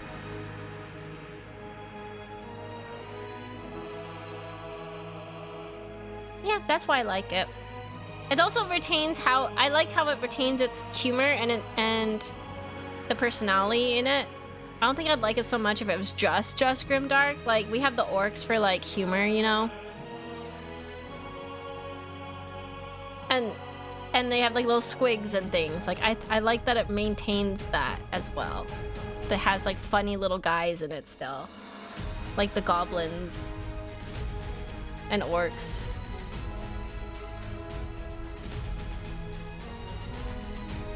Squigs are the best. They're the best boys. I actually watched the Warhammer Plus show about the Adeptus Sororitas. Forget what it's called now. I watched it the other day. There's three episodes and they're like 15 minutes left. Penitence? Yeah, I watched that. It was really well done. It was really depressing. Do you want outside against him, pup?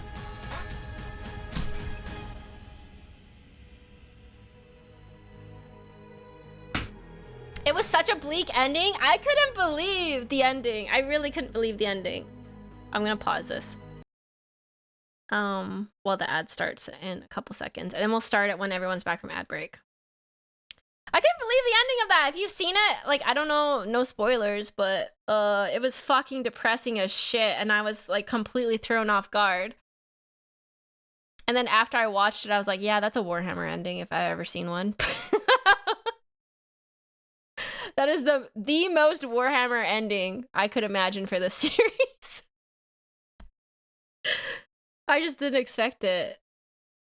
Is that the show in the end the sister gets put in the box? Yeah. At the end, she completes her mission and they're like, you didn't die, so you don't care enough about the Emperor, so we're punishing you forever to be tormented until you die, basically. If you really cared, you would have died for your mission with your sisters. Like, oh, damn, okay. I guess she completed her mission, but she lived, so she doesn't care enough? Damn, okay. Classic ending, like how Lion, Son of the Forest ended, the ending the Stim totally knows. I'll read it eventually. I told you guys, I've been in a reading slump. I haven't been able to read for like 3 months. I don't know why. I just can't. Can't force myself to sit there and read.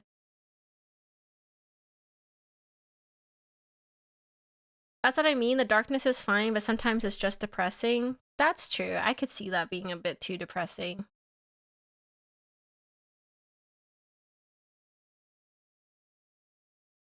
You completed the mission, but your sisters died, so you get in the box.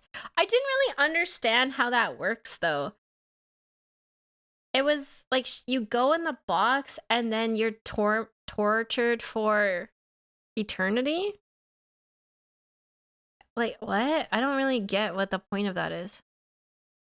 Do they use your pain for something? Is it like fuel? Like, why? What?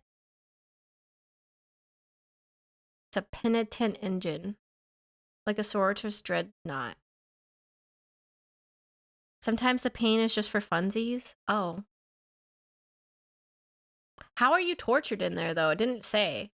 You're tortured because you're just in a box forever? It's a sensory deprivation box. Oh. Oh. I don't think we want to know. So, I have a morbid curiosity sometimes. It's attached to Mecha. All the nerves are fried. Interesting. We're back from break in 60 seconds, so I'll start this up again.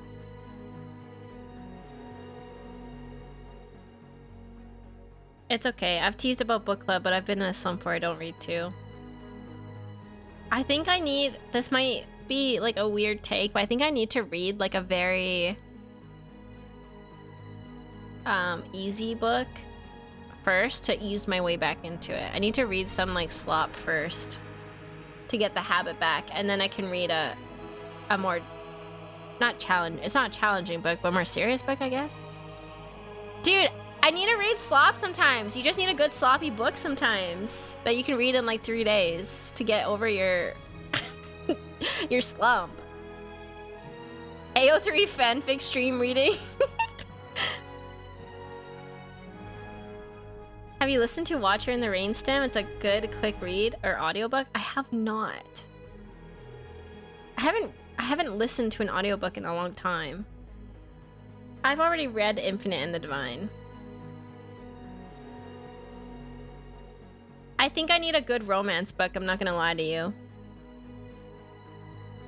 I need a good, like, ACOTAR Cursed Prince reread. Oh, there's a new ACOTAR book coming out this year, actually. Around my birthday, I think, in October. Or maybe it's January. Easy to read slop is good to just ease yourself back into it. I think an issue for me is Warhammer books are not my typical type of reading I do. It's a different type of writing that I don't usually read. So it does take me a bit to get into it. Hello everybody, and welcome to the very first, maybe last, we'll see. It's starting! Total War Show and Tell. Some of you who've been around in the community for a while may remember the old What the Teams Are Working On blogs. We thought about doing one of those, and then we thought maybe we could do something a bit more Now I need to turn it up. So we're here to effectively do a live version of them. Okay. We've got about 7 sections of this stream. You'll see some stuff down below, but Warhammer 3 has separate sections for updates. We got medieval, 3 Rome, Warhammer 3, Warhammer 40k community inbox. Shiva for Lords of the End Times.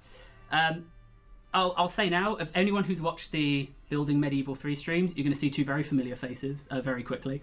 But that's kind of the vibe that we're going for here. So don't, if you've come here expecting to see cinematics or highly polished assets, 80% of this was recorded by me at my home computer. So you're going to see some sneak peeks. You're going to see a lot of in development, a lot of rough stuff. But it says in the top, in case you can't see it, wow, I just burped. All content subject to change. Super professional. We're not going for high quality CGI trailers here. You're going to see some real behind the scenes developer footage. Excuse you. And we're going to start off. We've got a lot to go through, so we are going to speed through. We're going to start off with Medieval 3. So I'm going to swap us over. Yay! I'm excited for Medieval 3. To our Medieval 3 section. Welcome. The only people who've really, apart from Roger, I guess, sat on these sofas. You're up first. Welcome to the show and tell. Thank you very much. I can't wait for Medieval 3. For those, so obviously we've done some Building Medieval 3 streams before. People in the audience may not know about that, but for those who haven't, or those who don't have a 2-month memory. What's with all the Warhammer content creators using a single monitor or home laptop? I don't know, man, but you're onto it. Luton, Pancreas, who else? There's lots of people that do the single monitor thing. It's crazy. It's actually insane. Who are you guys? So I'm Pavel. I'm the game director on Medieval 3. Hey everyone, my name is Leif. I'm the creative director on Medieval 3.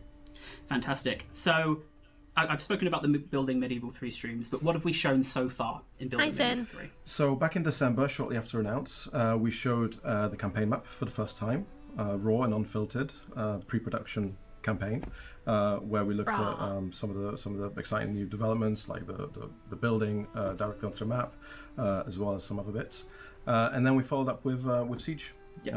Siege battle just a month ago, I guess. Yeah, and authoring of settlements, which is a big topic for us right now, and some of the new bits of Siege gameplay. Yeah, that's right. And the plan is that we do that. We dropped a blog as well, recapping all of the conversations that we're having and the key topics from our forums. So please join the forums. Is Medieval 2 still playable, or is it like super dated? Isn't it like over 20 years old? Or something? I never played a medieval game, but I feel like it's something I would like. I don't know how playable it is still, though. There'll be a link up at some point to join us in the community, and yeah, we're looking to keep doing that. Yeah, so fantastic. Well, I'll ask one last question, then we'll fully dive in. So, what is the current development focus? Don't make me feel. I'm sorry. Well, one of the exciting things we started since our last live stream was really to start looking into our unit rosters. Yep. We sometimes joke that we talk a lot about exciting features and new things and whatnot, but really what a lot of our fans are caring the most about is the unit roster. The unit roster. So it was a great time to start looking into that in more detail. I'm not sure we ever mentioned it on stream, but one of the historical consultants we worked with last year is Professor Peter Wilson, who is an expert on the Holy Roman Empire, and we felt like, okay, this is one of the reasons why starting with the Holy Roman Empire is actually a good start. It's also, of course, a very interesting, let's say, melting pot. It's not the most straightforward roster to start with, so it was a good, let's say, first stab at it, and I guess we're going to talk about some of that detail today. And just jump in, because actually some additional context for those that haven't maybe joined us on the Building Medieval live streams is that we are in pre-production. So this is still a phase where we are pre-producing the game. We are looking at which features can fit, what can work, how can it work, and building the rosters and designing the rosters and for the factions that. What are the stages for building a game? Is pre-production's like they haven't started? Is pre-production just like the outline of it?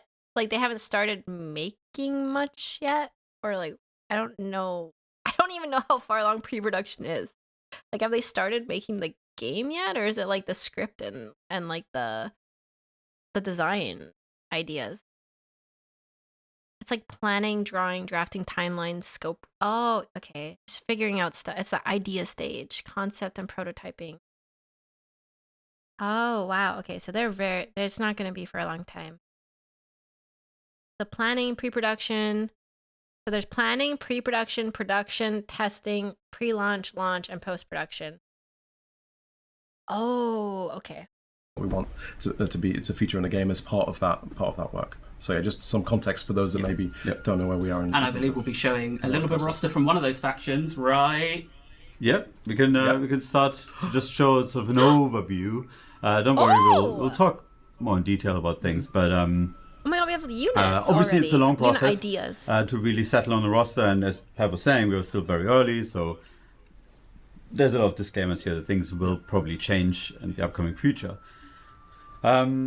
It typically starts with sort of really the game design view on it, where we do a lot of research. Oscar, one of our most experienced battle designers in the franchise, is taking the helm on this roster specifically to really catch, let's say, the vibe of, okay, the Holy Roman Empire, if you think of the military formations of the time, like what are they really about? Yeah. And then we had a great opportunity recently to collaborate with Dr. Tobias Cackwell, who's a former curator of the Wallace collection and sort of a really established coryphée, is that a word? I love knights, guys. I fucking love a real knights. established expert. Yeah, Coryphée for expert, the German. He's a real expert. That's of armor. 14 Yeah, exactly. Like a C, real it expert says? and you know, An accomplished jouster. Yeah. accomplished justice At the as well. bottom. I will quickly interject. Wait, Say, they Mr. work with Producer, a if you could jouster? turn down your headset, Oh, that's so cool. Like an actual real life jouster? because we can hear it, Yes. and it is echoing onto the stream. Yes. Thank you. Mr. Producer. That's a little bit. And one thing worth mentioning here as well, that throughout pre-production, we've already mentioned two historical experts that we're working with. This is part of our process where as we develop, as we pre-produce, as we look at different new topics, cultures, we reach out to various advisors and historical experts within various fields to help kind of cover whatever blind spots we may have or reinforce the kind of research that we're doing. So it's part of that process. So these will not be the only names that we will be talking about during these streams. We're just now starting to reach out to some experts for more the Arabian Muslim cultures and factions we'll be looking at. So there's more to come there for sure. Cool. Fantastic. So, do you want to talk a little bit about this one? The next Toby is super fun. He's been in some reacts to medieval armor and games videos on YouTube, and now a Warhammer fan as a result. Wow, that's very cool. So he's like this time period expert, I guess, historical which expert. we have is a very big picture that we tried to fit on the screen. Yeah, let's go with the next one because I think one of the key things that I hope our community feels excited about is that we are moving away a little from, let's say, the old school view of a faction roster. Mm-hmm. One of the things we talked a lot about in the first stream was us making sure that the world feels lived in, that there's a realness to the world responding to your actions, and you feel the consequences, right? And one of the things that always bothered me a little bit in the older games was that you would capture new territory and foreign lands, and the units you recruit are still largely the same, right? One of the cool things in Rome 2 was the auxiliary system, where you would capture That's a lot of Egypt, and then you would rectangles. start fielding Saying things I can't Egyptian read. auxiliary units in your armies, and it felt really like, okay, it's the world is responding to my actions. Thank you, Shady Spinach, for 8 months. There's strategic impact depending on what I conquer and when.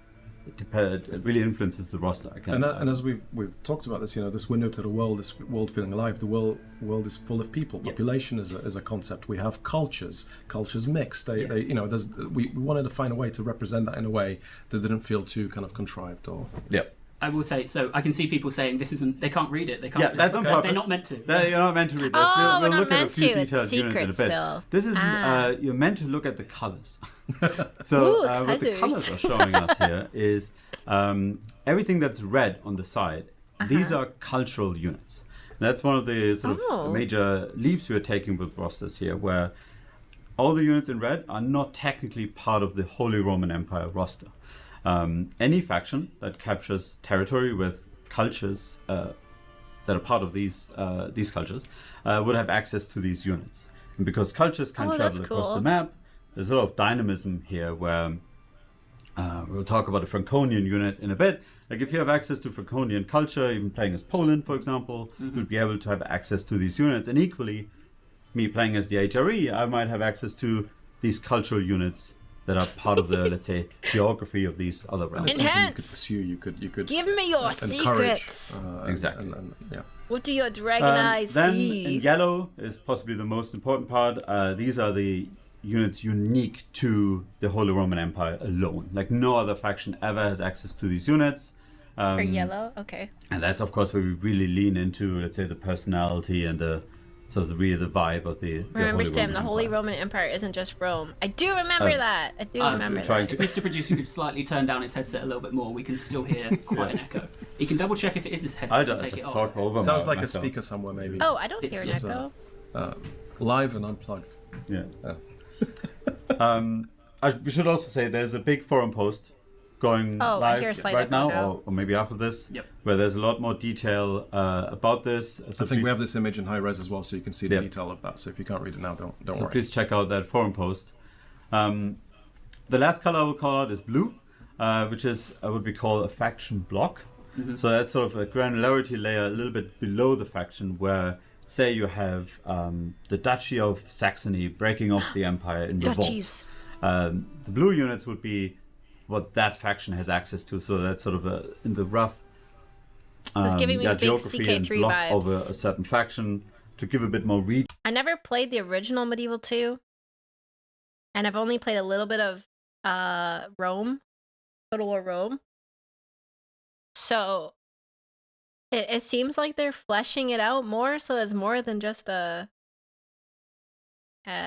strategy game, and it has more like, do you think RP events if they're talking about like culture and things? I wonder. Regional identity, right? Yeah. If you have a revolt in France And they will have generation- different units than a generational? revolt in Germany, for example. The other a bit you might see on this sheet are the little labels on the side in the top right corner. They're green, gray, and blue labels, and they are the population estates that these units are drawn from. Something we will talk more about in the future, in a possible future live stream. There's some more info in that forum post as well. But that's really what kind of people do you need to recruit these units? Green is peasants, so that's your rural It's you, population. chat, and you're green gray is too. the townsfolk living in your cities, and blue Stim is of peasants, course, and you're green the too. nobles, as you would expect. So yeah, so do Little please stim check out the forum peasant. post that we're dropping. It's not like it will be, because it goes into a lot more detail on our approach to factions. That's you, that little the green roster designs, rectangles, the cultures, the that's you. influences, all of it. So it's a really, really comprehensive write-up of our approach. Have we covered all the colours of the rainbow? Thanks so. Oh, yeah. Okay. So should we talk about a few specific units there? Yeah, yeah. Yay, specifics! For all of those who are demanding Cool, we zoom in. look at them! Finally. Finally, a bit closer zoom. So starting at the top, the top What's the picture difference is, between before and unit after? we're currently calling Ministerialis. Actually quite interesting when we started to look into units across Europe. There was this trend of, let's say, non-noble knights. Of course, the British yeoman or English yeoman.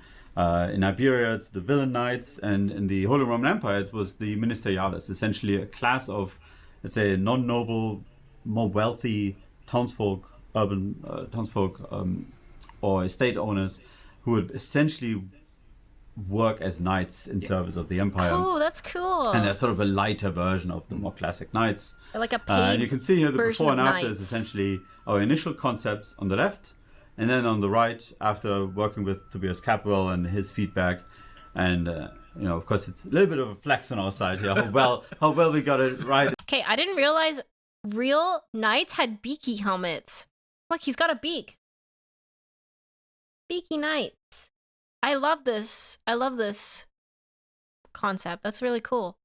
At the We beginning, got to play spot the difference. sort of the level of Real detail life of the beakies. feedback. His main point of feedback was the chaussées and that really the calves ought to be protected, and that's why on the right you should see essentially the calves being protected Just by about chainmail. there. Oh, the calves I need have to to be squint, but protected. yes, it's there. Yeah. And then below is the Constafflers. So that's a unit that we currently sort of see as unique to Franconian culture. And it's of course a topic we talk a lot about. Oh, what is deflecting what is blows, faction yeah. unique? What is cultural? But it really felt like sort of deeply rooted in the mercantile traditions of Franconian, the wealthy Franconian cities along the River Rhine and whatnot. And these are essentially professional almost like mercenary militia. Yeah, you're right, in Chad. service Mercenary. of the rich patricians of these cities and protecting these towns, and then occasionally being drafted into the armies of the empire. You can see quite a bit of change here. Check out my sick kit bash. It's a yeoman with MK6 that we helmet. did after the feedback from Toby, calling out that these helmets that wasn't really part of like let's say the wealth that would be attributed to these units really is calling for better facial protection, and these iconic helmets that are quite, let's say, unique to the German fashion. With the facial visors and whatnot. That's cool. I've seen people trying to work out, especially in that top right one, what the differences are. And I know you called out the calves, but for me, it's the split between the legs. Yes. That's a little an animation consideration. Oh, rather the than, split but between the yes. legs. Yeah. And and also there's obviously the QR code on screen, so do please. I believe that post is now live. Fantastic. So so do follow that QR code, not just to see my the head's in post the that way. details our approach to rosters, but also just to join the community and see everything else that we're talking There's And I think these QR code. constaffers are a good example Click as it. well for like when you as another faction capture territory. Let's say you're playing as Poland, you capture parts of the HRE. That's really where you get some of the vibe of the local fashion across, where one of the things we're really keen on is pronouncing regional fashion differences in armor. There's a great video by a YouTube channel, Lorica Design, I think it's called, really highlighting like the Did you get fashion the QR differences code, between Chad? Italian and German styles, and this is a great And unit that's to- what I love about the approach. Took me to because gamer subs. It's the replayability value as well. When you're playing maybe the same faction, you take it in a different way, Yeah. interact with different cultures. There's no different alerts on regions, this screen, decide to just so expand you in a know, Chad. different way. You will have a different experience. took me in to a terms of the smart roster and the units website. that are Whoa, exposed whoa, to you. whoa, whoa, whoa. I think it makes it feel far more integrated part Wrong of the world. QR code, wrong living QR kind code. of world. I saw Medieval Kingdoms 1212 in the chat as well, saying that they'll have a think code. about have a consult with their team about the accuracy, but they thought it looked great there. Are we ready to good. show our third Yep. unit? Yep. So this Third is the unit. last unit we have for the Knights? stream, and then we've Big got a couple of knights? other little bits. Big- Yep. Big It's knights an iconic unit. in a full suit of armor. Yeah, I mean, it's Yeah, of course, let's the Imperial Knights go! of the Empire. Sort of I guess Knights! the thing you look forward to the most, finally recruiting. It's a little bit more elaborate in that forum post that these units are really having different equipment upgrades through the centuries that evolve. Hold on, I'm the in the unit. way. You're looking here at a more later era version of the Imperial Knights, showcasing some of the things that are talked about, like the iconic armor fashion within the German region, with the Kastenbrust, which was more pronounced on the left, and then after Toby's feedback, we built in a little more variation. Ooh, some I of the like more their slimmer skirts. designs with these sort of these rifts, not rifts, Yeah. Rifts, yeah. sort of Ridges? Ridges, maybe, ridges, yeah. thank Their you. breasts. Contours, plates. downwards one. So, and I would expect that the heavy knights from the different geographies So they like smoothed out the chess pieces, basically. Oh, they're so looky. This one has flowers. A flower knight. Very cool. Very cool. They're tactical skirts. would really carry a lot of that regional fashion. And our goal is that they would look very different from heavy Italian knights, for example, or Iberian knights. Something you mentioned, accuracy, something that's worth calling out as well. In the forum posts, we cover a little bit our approach. So how do we actually conduct the research?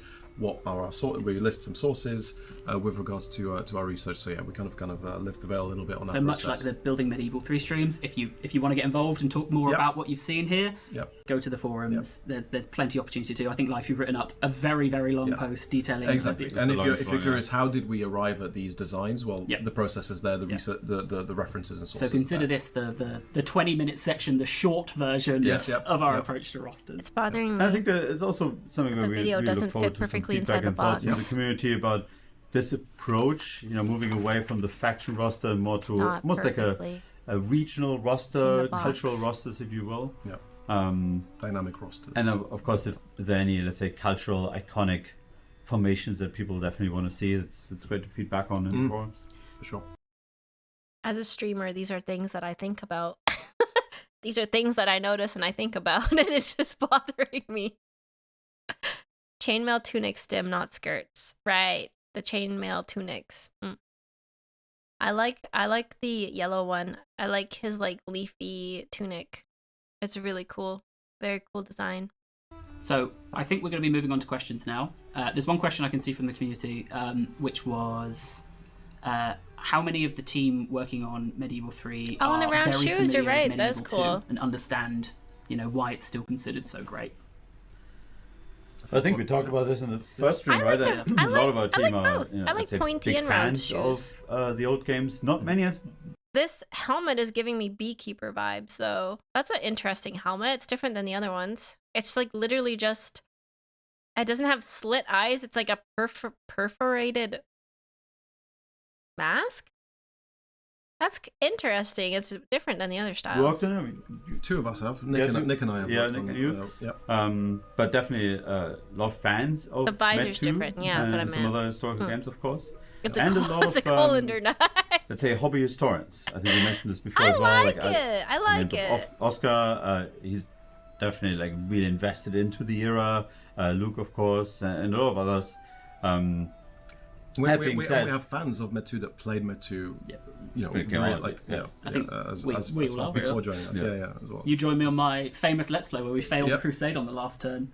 Okay, so we're going to move on to some community questions just so we can keep. We've only got 2 minutes left, and we're definitely going to Wow, take them. 2 minutes. We're going over time. So you guys flagged this yesterday in that we wanted to start off answering one of the biggest questions from the last stream, which was what's the progress on ladders. Yep. You guys, we said we're going to give you in development rough footage. Doesn't get rougher than and this. we live up to our promises. got So this is ladders! already even since the last stream. got Right, the ladders! This progress is has hot been off the made. press from yesterday. So you're seeing Look at those little the guys. iteration 0 of carried ladders, and it shows how early this is. But yeah, there we go. This is This cool, is look at them progress since the last go. stream in terms of ladders. I like it when they start to dance. Yeah. Yeah. No, a big shout out to Elliot and Matteo who are currently working on this. And I think the sort of Look at them hey, go. the stream is about what we're currently working on. Well- This is something everyone cares a lot about. We are just working on this, starting to work on this. Let's show where we're at. Yeah. If people are wondering like why is this such a big topic, there's of course lots of micro and macro challenges around ladders. Starting from the animation connection, like how they're holding it, how they're carrying it, Yep. how an entity's starting to pick I up didn't the know ladder. How ladders they are such a big pathfinding whilst deal. holding the ladder around various obstacles. What happens through if a obstacles. unit gets Yeah. attacked Has while to holding be the ladder? So a lot of, historically it's not accurate necessarily ladders unknowns, in but my a lot of medieval game, nitty-gritty okay? stuff, And- we have to work. And this speaks to, a common theme that you'll hear from us, and we've mentioned time and time again, that this is, yes, we've had carried ladders in Medieval 2. That's a long time ago. We are rebuilding a lot of the core Version. features from Oh, the ground cool, up look in at the the Warcraft engine. cathedral, So that things looks may cool. have existed in Yep. past Total Wars no longer do. And we have to re-engineer and rework them within the context of the new engine. These are challenging things. They are. Um, Well, so I'm Wow, going to fire that's at you pretty. then. We've got 5 questions, and then we'll wrap things up. I wanna. Never mind. I shouldn't say that, but like I want to do things to that cathedral with my arm. Uh, some of these very quick. the will medieval you be need. keeping the debug cam that allows you to Medieval see inside needs. towers and keeps? Before you answer, I'll just caveat where these came from. Yep. We trawled through sorry. the last stream and the previous Building Medieval 3 stream. I have a We found mighty some of need. the most common questions from those. That's what I'm pitching at you guys. Mm-hmm. So, will you keep the debug camera that allows you to see inside towers and keeps, which is, I think, the camera Holy on shit, screen that's a right lot now. of- Yes. So ladders. this isn't. Yeah, the intention is that this isn't a debug camera. This is the intention. We want to show you inside the towers. Whoa! And what we ship with will be a more refined version of what you're seeing here. Yeah. So it's definitely our intent. We Don't showed let us this, see inside internally towers. in That's a kind of Larger cool. meeting a while ago, and one of our I can actually watch in real time my units get stuck in towers. That's amazing. directors and Hell treasurers yeah. came up and said, "Oh, this is so cool. This reminds me of the old medieval books as a child. Opening it up and seeing through. Right. Yep. This is exactly the vibe we're going for here, and ideally, visually, we could get some of that treatment where it feels like okay, you're weaving away essentially a layer. That and you is cool. look I do within, like but, those the goal is books. to keep that view. Yes, for sure. It's like next The up, I think Sims we have a question we saw 3/4 maybe view. once or twice. Are there any plans for naval battles? Yes, this is definitely a topic that keeps coming up. It's something that we know that our fans are really Naval keen battles, to you have in the say? game. It's something that we absolutely would like to see in Medieval 3. So it's not really a question of if, more of a question of when. Yeah. As I mentioned previously, we are rebuilding a lot of the kind of features from the ground up. So naval battles, as we remember from Thrones, no longer exist in the engine. So it's something that we have to rebuild. And our focus currently is on the core of the experience. It's the land battle gameplay. It's the campaign gameplay. So at the point when sieges, of course, yeah. So at the point when naval can kind of stand up to those in terms of quality, then yes, they'll find a place, even if that means after release. But it is definitely something we'd like to see. It's a in Medieval. map. I guess it's as we've seen on the streams as they've been so far. There's a I did play a naval battle in Total War Rome, and it was the jankiest, most ridiculous thing. Do you remember that? I'm intrigued to see how they're going to change naval battles. focus on, if we're adding in a feature, it's to be intentional and have depth to it. We wouldn't want to add in loads of features at a shallow level. It's making sure the ones that we have really feel like a good And this is what simulation. pre-production's all Yeah, about. it was looking at all of peak, these Jake. elements, It was fun. prioritizing them, seeing what It made what no kind sense, of combination though. of elements can we get done in the time to the quality that we intend. So this is what all of this is about. So, a quicker answer maybe for the last three. Not that those were long. More than What country is that, Stim? Isn't it Spain? Maybe. we've spoken a very long time Get the overall. Can you explain why it's mechanically so hard to path your units through narrow streets and what steps have been taken? Let's go. Well, it's Geography, sort of hell similar to that yeah. a little bit, where if you think about all of our entities, they essentially pathfind themselves, Yeah, right? yeah. So they have to synchronize Spain. among themselves. They have collision, they have mass, they have animations that all have to interact with them, each other and everything else. Yeah, and then you might have situations where, okay, it's getting attacked on one side, how are the other entities within that unit now pathing along that corner?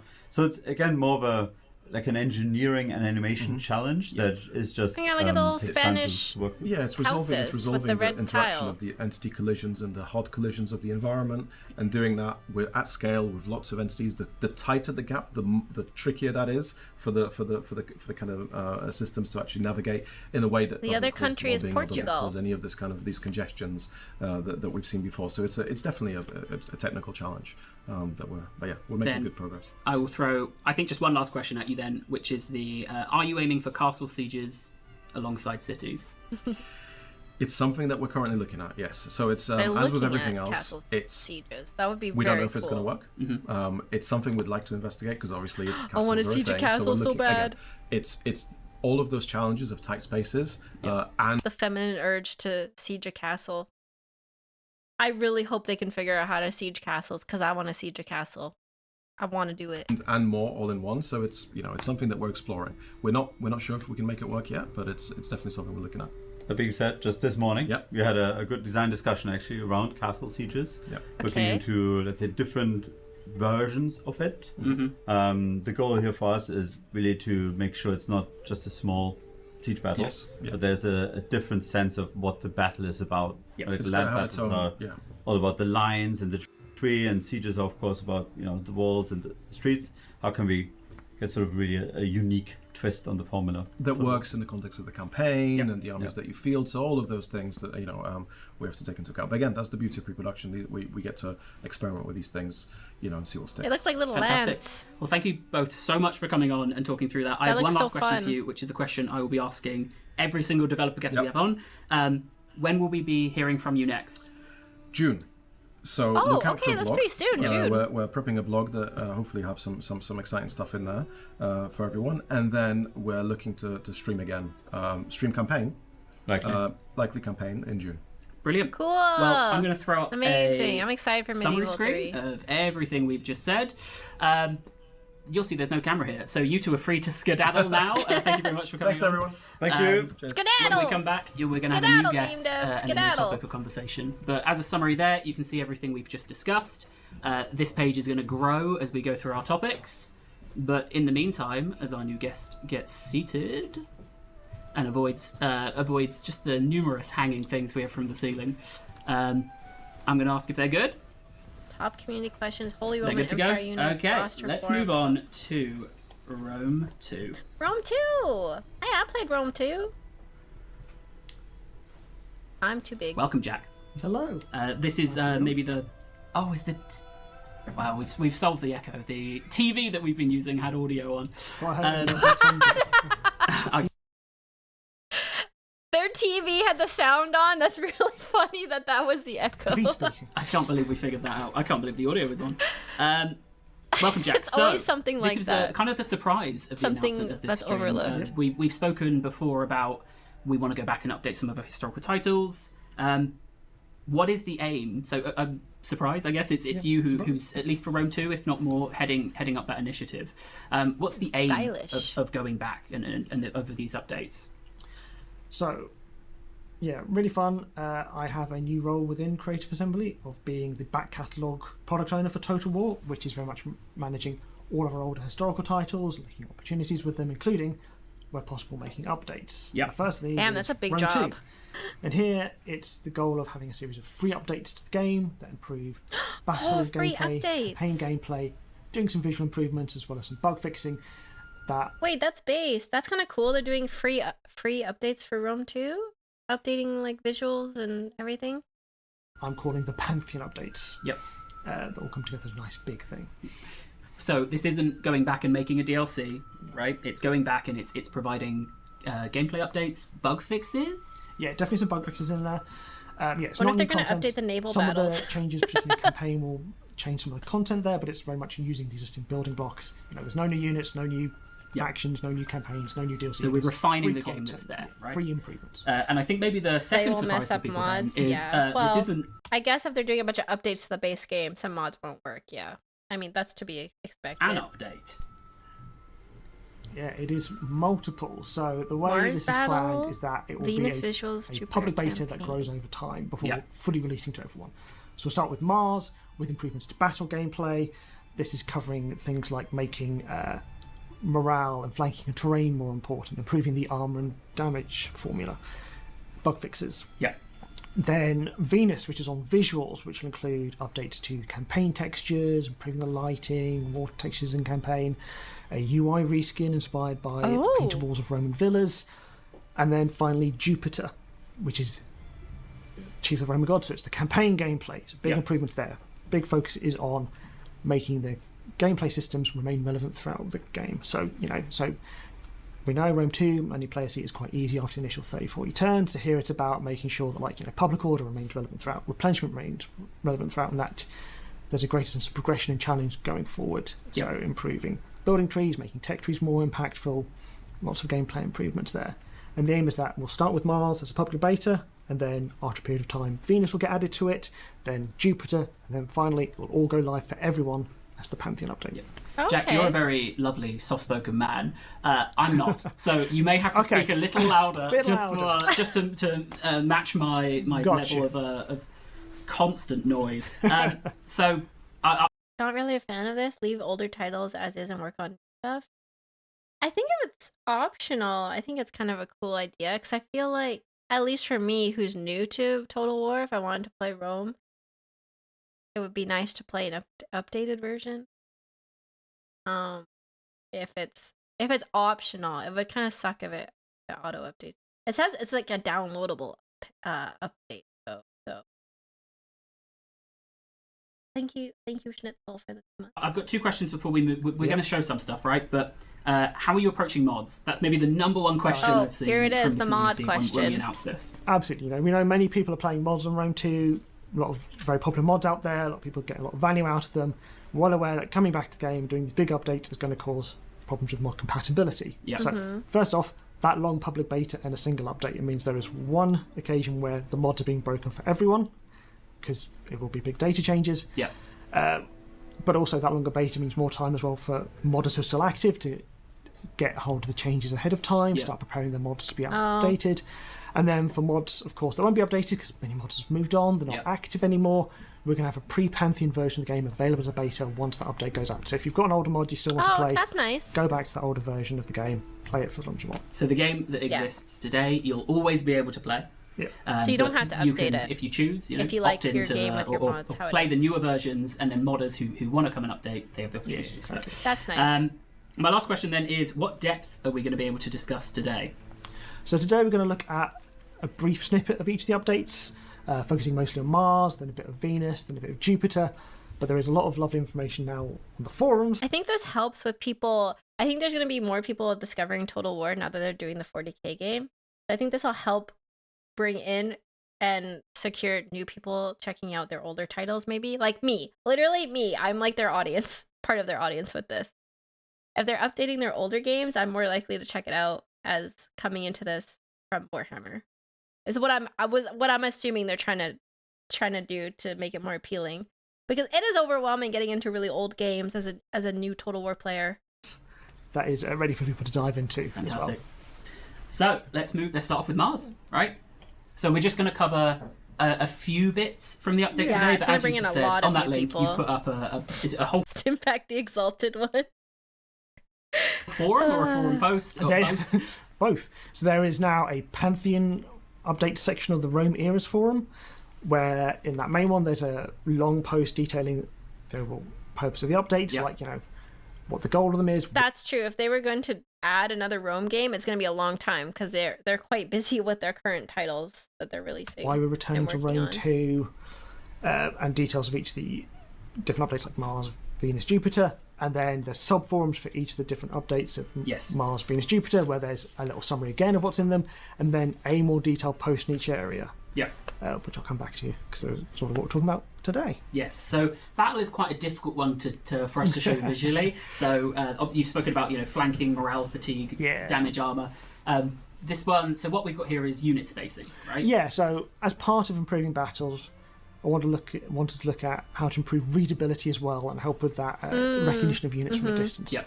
So at the top is 3 Celtic units in the game right now. You've got Levy Freemen on the left, then Spear Warriors in the middle, Spear Nobles on the right. And the only unit you can really tell that's different is the Levy Freemen, because they're bare-chested. Yeah. They stand out from distance. The Spear Warriors, the Spear Nobles, you can't really tell them apart. So what's being done with the Pantheon updates is across all different unit types, there is now sort of a basic, a standard, and elite variation in the spacing of the units. So you can see at the bottom the Levy Freemen are very quite spaced out. They're much more varied in their spacing. The Spear Warriors are a bit mixed, and then the Spear Nobles are much more uniform in their positions. So just at a distance, you can more easily see, oh, those guys are a bit disorganised. They're probably some cheap Yeah. chaff units. Oh, those guys, they're really organised. I should probably be worried about them. Just that extra bit of recognition at a distance. Which is something we see in more modern Total War titles, right? The And also older ones as well, Yeah. right? That was something that was in true in the original Rome, whereas here it wasn't in Rome 2 at first, and now it can be done. Yeah. It's something mods have done as well at times, but now bringing it into the main game. So we can talk about damage formula if you're interested. Yes, this is going to get For those of you who love slightly charts, technical. So, I do agree with that as a first-time Rome player. Holy heck, was it hard to see what my units were. But I also came from it as a Total War Warhammer player. And you can see immediately what your different units are. But going from Warhammer to Total War Rome, I'm like, holy shit, everyone looks the same. And I had to like squint and be like, what is this? Huh? What unit? Huh? What unit is that? If I'm just looking on the battlefield without clicking the unit card. armor and damage. How it works Oh, right wow. now is a little odd. So you look at something like melee attack versus melee defense, and it is a linear change. Yeah. As your melee defense goes up, Number go chance up. of anyone hitting you goes down linearly.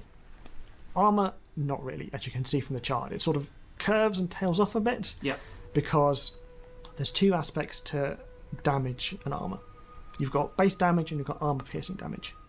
Base damage can be negated by armor, but armor piercing damage can't. Yeah.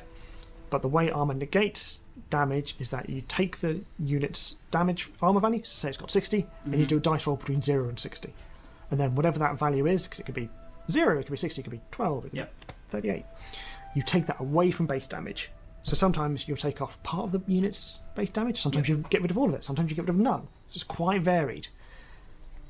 But then armor piercing damage doesn't get affected by armor at all, so there's always some base amount always going through. And that means you end up with that chart that, like, towards the end, as you get more and more armor, it's just getting a much greater range of what the armor is doing. So it's just not as nice and consistent. That better armor gives you better protection. I mean, the top chart looks more like a corrupt tax bracket rather than something understandable. So I guess we spoke about how hard it is to visualize battle changes, right? But my brain doesn't work in graphs, chat. Wow, numbers. I guess the vibe you're going for is that battles feel more authentically understandable. Yes. You've got Don't more worry armor, about you're going it. to take less damage, unless there's armor piercing. That was involved so and blah, don't worry blah, blah. about it, Whereas kitten. before, it's the systems underlying it actually weren't as predictable or as understandable as they felt. Yeah, because we always like to have some randomness in our battles. Don't worry about just it, to, kitten. one Number thing go we've up always and tried down. to do is, like even the basic peasant has a chance maybe to kill a king. So we allow a bit of randomness for that. I but love we graphs. want it to be predictable randomness, as it were. Yeah. So with the They're making changes, it more predictable. it's twofold. So armor is no longer a straight numerical reduction to And, damage. sorry, just what are the axes here? Oh, sorry. So down the left axis, I Yeah. can't remember which is the X and the Y. I should know that, but I don't. The left axis Okay, is me too. average damage done, and on the right is armor value. So you can see that as the armor goes up, Oh. it's a linear decrease in the after. Got ya. It's not exactly linear because What this is what was this before then? Armor value and damage. Armor value gets to here, goes way down, and then goes up? Damage goes down at 40 armor and then up? Here they're making it armor go up, damage go down. That makes sense to me. What was happening here then? Scaling quirks. based Oh, on 10 weird. simulated damage rolls. Right. So there's a bit of randomness in Right, damage yeah, rolls. So, but if it was like if you did enough rolls, It it would be perfect. perfectly linear. So Armor what we've piercing done made is it weird. armor is now a modifier to damage. So Yeah. let's take that 60 armor unit, right? Instead of it being a roll between 0 and 60, it rolls between half the armor and the full armor, so between 30 and 60. It then converts it into a multiplier to damage. So you roll the full 60, you're doing a 60% reduction to the base damage you're taking. If you roll Okay. 30, it's a 30% reduction. Nice and simple. So that means you get a nice linear increase, makes damage more relevant. Yep. Armor piercing damage now is also now affected by armor. So same thing, armor becomes a modifier, but here it's half the impact it has on regular base damage. Yep. So you get that 60% reduction to your base damage, it's only a 30% reduction to your armor piercing damage. So Okay. again, armor piercing still got a lot of use. And a lot of these values will also be possible for the modders to play about in the database, like Yep. what is the max reduction armor can have on damage. There's still a base damage value in there just to allow for those situations. And there's also some changes talked about in The the forum coding post, in spaghetti addition to means you this, of haven't the cooked enough. addition of the critical hit system from Yep. Thrones, Which is allow- a really beloved system. yeah, so it just allows for that, that chance of like the arrow in the eye, Yeah. that kind of stuff. So that even from the first volley, you're seeing regular soldiers dying, and then there's more predictable patterns of rate of casualty. And I think that's where we're seeing some of the, it's not content, but some of the stuff. Basically, they're throwing out 1 to 10 rolls. I was getting that, but I was coming getting in that. that's, Yeah. beloved or Roll of the favorite dice. features from more modern titles being able to come Yeah. back into Rome 2 through stuff like that. Yeah, because I think an important point to make as well is that the who's working on the updates is me. Yeah. It is a team of one. It's just so him. Rome 2 has one of its advantages is that It's just there are one many guy products working after on that I can this. look at and bring back certain select changes. So critical hits from Thrones. Yeah. Some of the Did I bug fixes we're doing in misunderstand that? battles are taken from Attila. With the visuals, you see stuff taken from other games. And it As really- we will see Yeah. momentarily. yeah, so it really maximizes what the impact I can have as a single Yeah. developer. So, are there any other changes you'd want to talk about before we? There's just one developer. He's got to have a team, right? But he's the lead, or is it just he is the team? He's the team. Oh my lord. To be fair, they're old games. Not much financial incentive to put more resources into it. Holy shit. He is John Total War. Many coffees sent to this man, please. So many coffees. Holy. We wrap up Mars and we give a sneak peek of what the other two updates could look like. Just to say that the real focus on Mars is about increasing the importance of tactics, terrain, and flanking, Yeah. making it so that it's just that greater impact. You might see in titles like Shogun 2 or Attila or Three Kingdoms.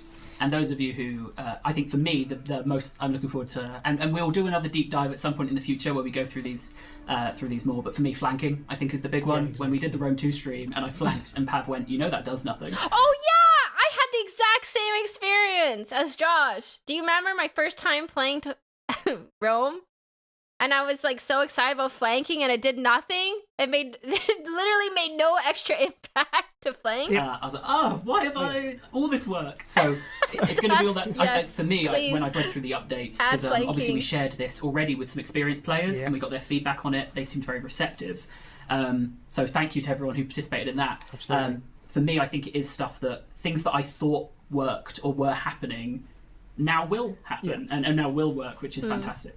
I mean, to be fully honest, a lot of these are changes that I made in Emperor Edition that I'm now reverting or changing in different ways. This So, guy actually Let's did. do time and learn. it's time and learning. That's it's Josh, the refining it, community making it better. manager. So when are we next going to hear about Mars? So Mars, there will be posts on the forums Yep. over the coming months going into details in various areas. So one already on the armor and damage changes. Next, possibly talking about changes to charge reflection Yeah. or expert charge defense. But on stream, probably June. We're looking at June again, okay. things are going to be inflexible in timing. Brilliant. We're going to have a very sneak peek at Venus then, but Yeah. I will say next time we bring on a chart, I will make sure I don't crop out the axes. Okay, so this is Venus, and this is a taste of some of the visual improvements. Yeah, so Venus, its main visual improvements are the UI reskin, which is not ready to be shown yet, and the campaign textures, lighting, Yeah. and the seas as well. So Okay. when we go back to the before, you'll see how Rome 2 is now. Where certainly some Oh. aspects hold up quite well despite its age, but there's other bits like the water doesn't look great nowadays, some of the textures don't look great. With the lighting, the settlements, the characters can blend in a bit more. And now, brand new sea Yeah, it's more texture, realistic. redone sea colour, brought back Yeah. better textures from Troy and Pharaoh to Yeah. the game, because we've got those lovely games to take advantage of. And I will note they're the same resolution of textures, so they won't have any performance impact. The lighting's been changed just to give a more consistent feel, better contrast. so Helps the city stand Yeah, out as well. yeah, I see exactly. that. That's It one of the looks big ones. nice. Like one of It the things looks that I nice. like to do is look at the game in grayscale. Like what happens when you remove the colour? What stands out? Yeah. Because you want to make sure that the UI. This is without UI, so you can have UI labels highlighting things, but you still want the characters and the armies and the settlements to stand out even without that going on. Especially when I think we go from the after to the before, you can really I see forgot the to add difference. a fade, and that not adding that fade really helps emphasise the Yeah, difference, it's like- especially in the lighting. Any second. Yeah, this is the awkward way. There we go. Yeah, you can see the difference. All right. Yeah. So we've got, I think, about 5 minutes to talk through two more bits. So we're going to give a little preview of Jupiter. Yes. Jupiter's, it looks to be quite Oh, Jupiter's expansive a on the campaign. campaign side. Oh, So even now we've got we're not going to go too deep into these, but we'll explain like the philosophy I like behind the them of after. I two like the building lighting. trees, which up until today I've been calling Change. tech trees, I like the and lighting Jack has change. increasingly been patient with me. I've just said it over Yeah. and over again. Tech trees, okay. So, building trees. The aim here is sort of basically going, Emperor Edition made some key changes to building trees, where prior to Emperor Edition, temples could only go up to level less than in major settlements and minor settlements. There were differences between major and minor settlements in other ways. There wasn't many choices, so it tried to equalise that out. Yeah. But this is basically going, we didn't go far enough in Emperor Edition. Yeah. So one of these, for example, would be the military trees, where currently, Rome 2, you have separate chains for recruitment and bonuses, which is fine, but it does mean that you need to choose a different slot to do it, and because your training chain, the one that gives you more bonuses to your unit types, is a separate chain, you're not getting as much from it. So Yeah. one of the things that's been done is combining the two and extending. not like so you'll see having to that pick. before it's up to level 4, now it's up to level 5.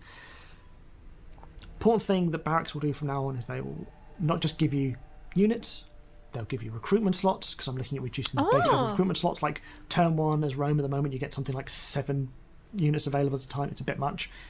But it also give you army cap, because the army cap, agent cap, navy caps increases from Imperium are moving on to the building tree. So Okay. you want more armies, build a barracks. Yeah.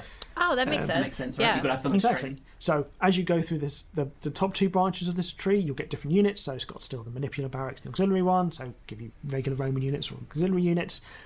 Some units will be moved from the barracks chain though to the main settlement just to help the AI out. So it's got a bit more varied what you can recruit without even having a barracks Yeah. available.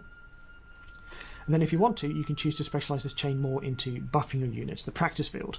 So it'll still give you your increased army cap, it'll still give you increased recruitment slots and the units you've got from that basic field of Mars. But then...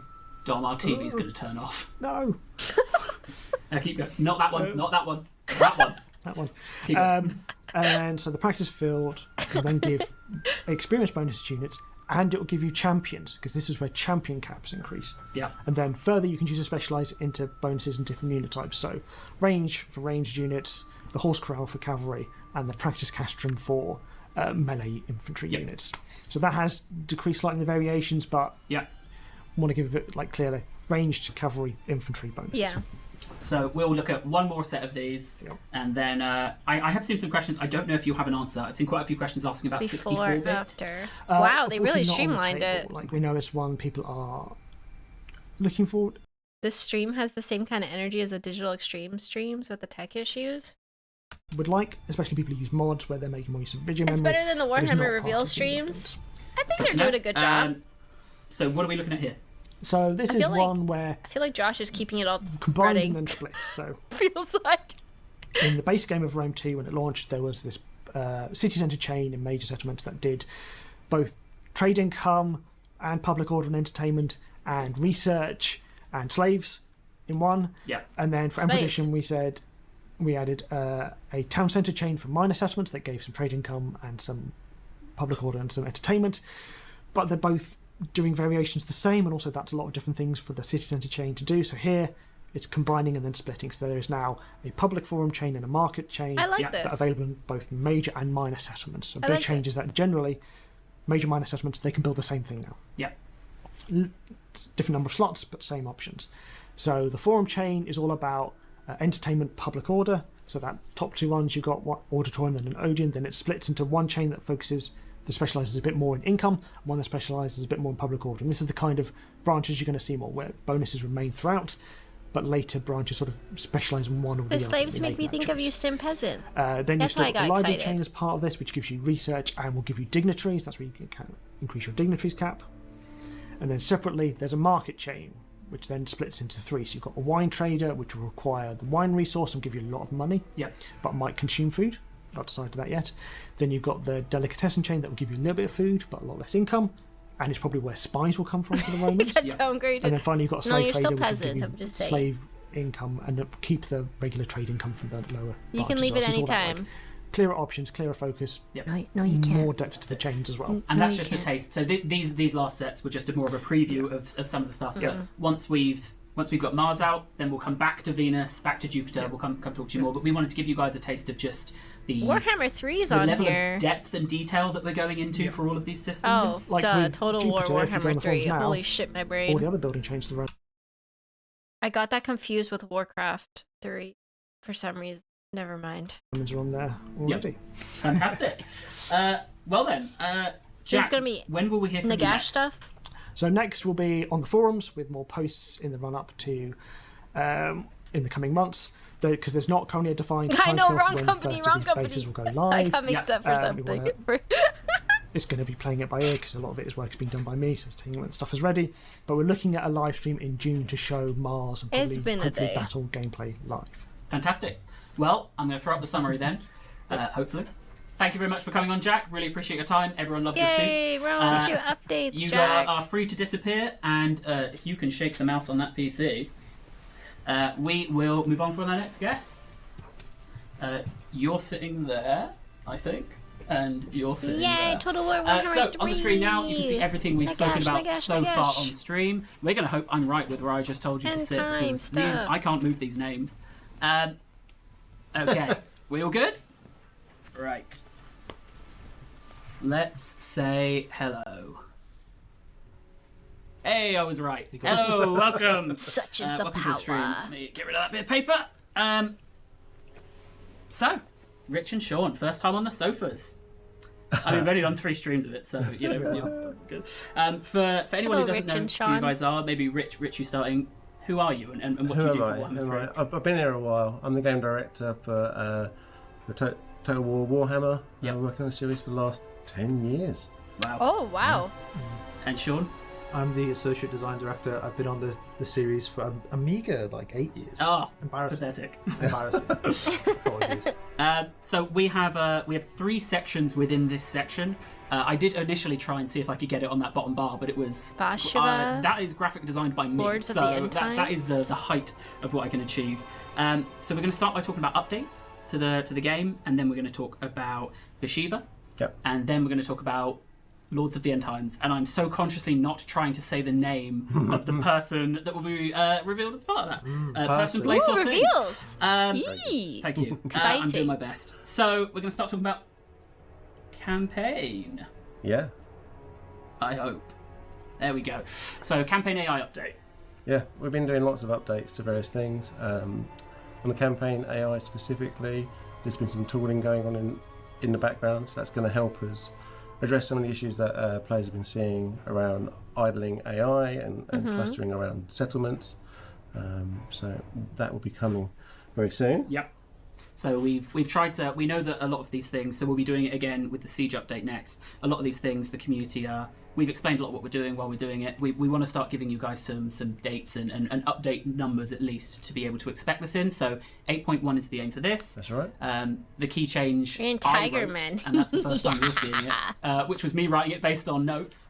So AI priorities. Yeah, they're which gonna fix have the I idling. misspelled? Yeah. They know it's been an Yeah. issue for a Well, I while. can explain. Go for it. So basically, over the course of the campaign, Yeah. we've now got the controls now to better ask the AI where to spend its focus. So in those longer campaigns, getting them to change up and prioritise other actions rather than sitting and amassing around Okay, settlements. so that's like the clumping. Yeah. So in theory, they'll be slightly less defensive as time goes on, That's right, that's the idea. but defensive all, at first. It's all dynamic. I mean, we've always had personalities which sort of indicate what different factions want to do. Yeah. But that makes total sense and looks great in the early game, and it all comes together nicely. And then over time, you might see that the decision making that made total sense earlier on, Yeah. no longer because of the sheer number of enemies or the Yeah. number of forces that they've got, or lots of factors, then starts to go, that looks a bit strange to us. And Yeah. there's been some tweaks to make it Yeah. a bit more flexible. Fantastic. That's good. Anything else we want to say about campaign, or I'll move on to. So you can go to the next one. So the long-awaited Siege update. We've spoken about a lot, but nice to finally put an update number on it. So 9.1. Yay! Siege At the moment, what update are we work! on? 7 point Something. Whoa! And so Yes. for people to help understand that, 8 will be. So we update Oh, the number yes. with a version, right? That's so right. Oh my with God, a this is release. exciting, So 8 actually. would be Bashiva. Bashiva, and 9 would be. Lord of the End Times. Yes. So this will come the patch after Lord of the End Times, the campaign Oh, update. so this is coming wait. This is coming after Lord of the End Times. So this is like late summer. So we're getting Bashiva, End Times, and then we're getting a Siege rework. Patch Okay. after Bashiva. That's right, that's right. So on screen we can. I've just got Look some at ladders. this. This looks from great. some- This looks great. This looks These ladders great. up there, let's have a It's look. great bringing those back. I mean, well, I say bringing them back. It's kind of new for Warhammer. To me, it feels like bringing them back because experienced them in past Total War games that I've worked on. So they're going to be joining the fray for players to make use of. Yeah. Removing pocket ladders as the default setting, because we know they're not for everybody. Yeah. But the people that do like them, there's still going to be an option setting, so you can still Okay, you have can them still in the have game. your pocket ladders. So really down to you, what your preference is, and how you want to make use of sieging with ladders. That's Fantastic. cool. Sorry, I'm so easily distracted. Are there any other changes since the beta that people should be aware of? There's a whole host of stuff going in, and like me and Sean were saying earlier, we've been spending the time really looking at what the fantasy we want to have for siege battles in the Warhammer setting. Yeah. We've got 10 years worth of content now, Yeah. so there's all sorts of things that we'd love to play around with, and the betas obviously helped us look at some of that, and we've got some other ideas of our own. But we've Yeah, been the zines one specifically looks focusing great. on like gate improvements, like the damage dealt to them, making Yep. them feel like a solid thing to defend. Looking at Is this the ladder update reveal stream? There's been 2 big ladder updates revealed towers so and the damage far. output. We've been true. looking at things like siege attacker trait, Mm-hmm. which characters, creatures should have that, making sure that hordes are well supported. Yeah. Loads of bits and bobs. Yeah, there's a lot of stuff that may not make it as well because it's cutting room floor style of we are trying things out. We want to try and push the boat out. I think we've said this before when we tried to do our larger reworks. trying to make something that's objectively better for everyone is a bar that is hard to cross every time, and that's why it can take a bit more time to make sure that we go above that. There's lots of things that we're looking at as well that may not make it in. I don't know whether to talk about some of them, but like we've spoke about, you know, can ethereal units go through walls? Is that something that we can support? And even just opening that question needs to go, well, if we want to do that, what's the technical cost of that? The way our walls are built was never built with that in mind. So it's a technical update. It's a, what would the implications of that be? Like, what happens if an ethereal unit dies inside a wall? What does that actually do to the game? You know, all those things need to be thought all the way through, and then we make the decision of, do we go ahead with this and actually commit to it and, you know, resolve those issues? Is it worth doing? Because the fantasy of it would be incredible, but then there's the experience, and that's that objective, better experience bar that we have to cross. Of like, fantasy sounds great. If it doesn't help the game, though, should we invest in this? Is it going to cause more problems? So we're doing lots of stuff, trying lots of stuff, and hopefully, you know, it all comes together as the most perfect, exciting version we can get. But there should be a nice grouping of content there for 9.1, and then you know, like all things in the game, working on a lot. we always want to try and amend and improve. Fantastic. Then, shall we move out of updates? I'll just say to Mr. Producer, if there's any opportunity to turn up the audio a little bit, even on the mixing decks, thank you. Alright, so let's hope these all keep swiping nicely. There we go. So we're back. Logo at the top there. So this is, we'll be talking about Bashiva. I'm going to give a little bit of a caveat before we go there, because I think the content from here on out for the rest of this stream is a little different. It's a lot more video-y with a few screenshots, but we are going to be showing some things and changes here in a bit of a vacuum. So I think we're going to talk about the ability all Tiger Warriors get, for example. So there's going to be things in a vacuum, and it may be that there's a particular ability or skill that will need further context for the players to really understand either the value of it or the usage of it, that we will try and give here, but we're not going to be able to do that for absolutely everything. There's only so much time on the stream and only so much time on the planet.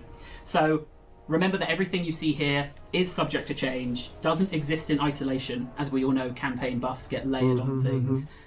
You know, enemy lords nerfs and you know, debuffs on you get layered on. So everything has layers. We get it. And lastly, I did just want to throw out a massive thanks to the Warhammer licensing team. Everything from this part of the stream onwards, we've been doing in collaboration with them, and they've really been supportive in getting all of this ready. So, give me the Tigerman. Give me the Tigerman. Shall we show Bashiva? Go on then. I hope. I hope this is the button I'm going to press. Actually, the next thing I meant to show is Ferocious. If you want to talk about it first, or I think we've teased them if we don't show Bashiva now. I feel like you. Let's show Bashiva and then we'll go back. I'm being teased. Just show me. So there we go. That video is just starting from any point it wants, doesn't it? So this is Bashiva in battle. It will do. Oh, there he is. At the end. A really cool set of animations. Cool sword. Yeah, she's brilliant. She's brilliant. This has been such a, I guess, a pipe dream to have a character like her join the fray, come into the game, and you know, she looks awesome. She's. We'll talk about some of her abilities and stuff later on, but just to give you a bit of a background on like who she is. Whoa! Okay, that's a cool animation. She is the White Tiger, so that's a position held to both protect and command the Tiger Warriors. In great times of peril and when chaos looms large again. She's also a mercenary lord, so she's one of the lords of Shangyang, and one of Zhao Ming's finest commanders. So she's got her own tiger company, which you'll see with some of the units in the pack. But she intersperses that with other Cathayan units as well. So she leads those forward in protecting caravans along the Ivory Road and the borders of Grand Cathay. Oh, fantastic. And I've got so we will go through some of the abilities, both passive and active there. I got some of the stats up on screen. How would it feel? How does it feel to use Bashiva in battle then? Laning attacks, fire so attacks. Her specifically is all about going after small entity units. She's quick, she's nimble, she's fast. She likes to stalk her prey. She's a big cat. All the Nobblars cheering, "Yay, big muscle tiger mommy!" I can't unsee it now. I can't. So yeah, you might. I don't know if you've seen. Yeah, there we go. She's also got this amazing ability to teleport around the battlefield with her Heaven's Gate. Yep. And so when she reappears, she strikes and damages everybody around her. But she's super useful for obviously jumping into the fray, but also when she's in a tight spot, getting out of it too. Yep. That's really cool. And we'll see some of those abilities. This was a far longer video than I remembered. Yeah. This is a really nice video because I didn't record this one. It's one of the few I didn't record. So that's why it's a much nicer quality than what we'll get into. Her idle animation. So we can see on the abilities on the side there. Correct me if I'm wrong, but Ferocious Ambush is what all Tiger Warriors are getting. I'm glad you said that because I've got it on its own in the next Right. section for us to talk about. Okay. So we can very quickly talk about Ferocious Ambush as just an expectation of that's what the Tiger Warriors will have.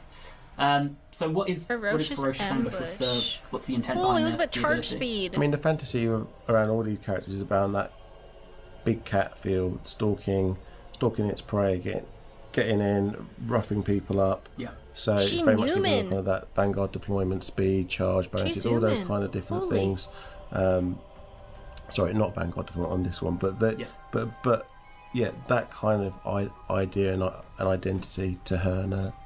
Yeah, I think the big thing about tigers, or the literally big thing about tigers, is they are much bigger than people. You know, like a full head taller than a human. So we really wanted that impact of them on the charge to feel like you've been hit by a 9-foot big cat. Yeah. So you know the idea of Ferocious Ambush does lean into that. It increases their speed, increases their charge bonus, and gives them Devastating Flanker to push that charge bonus even further. Yeah. On a cooldown for balance reasons and all these things. Yeah. But it is really to capture that idea that when the tigers charge in, it's a noticeable impact. Yeah. And That's in cool. the Cathay roster, which is much more rank and file with the humans that the Jade They don't Warriors really and the have Celestial anything Guard like that this. stand and hold the line.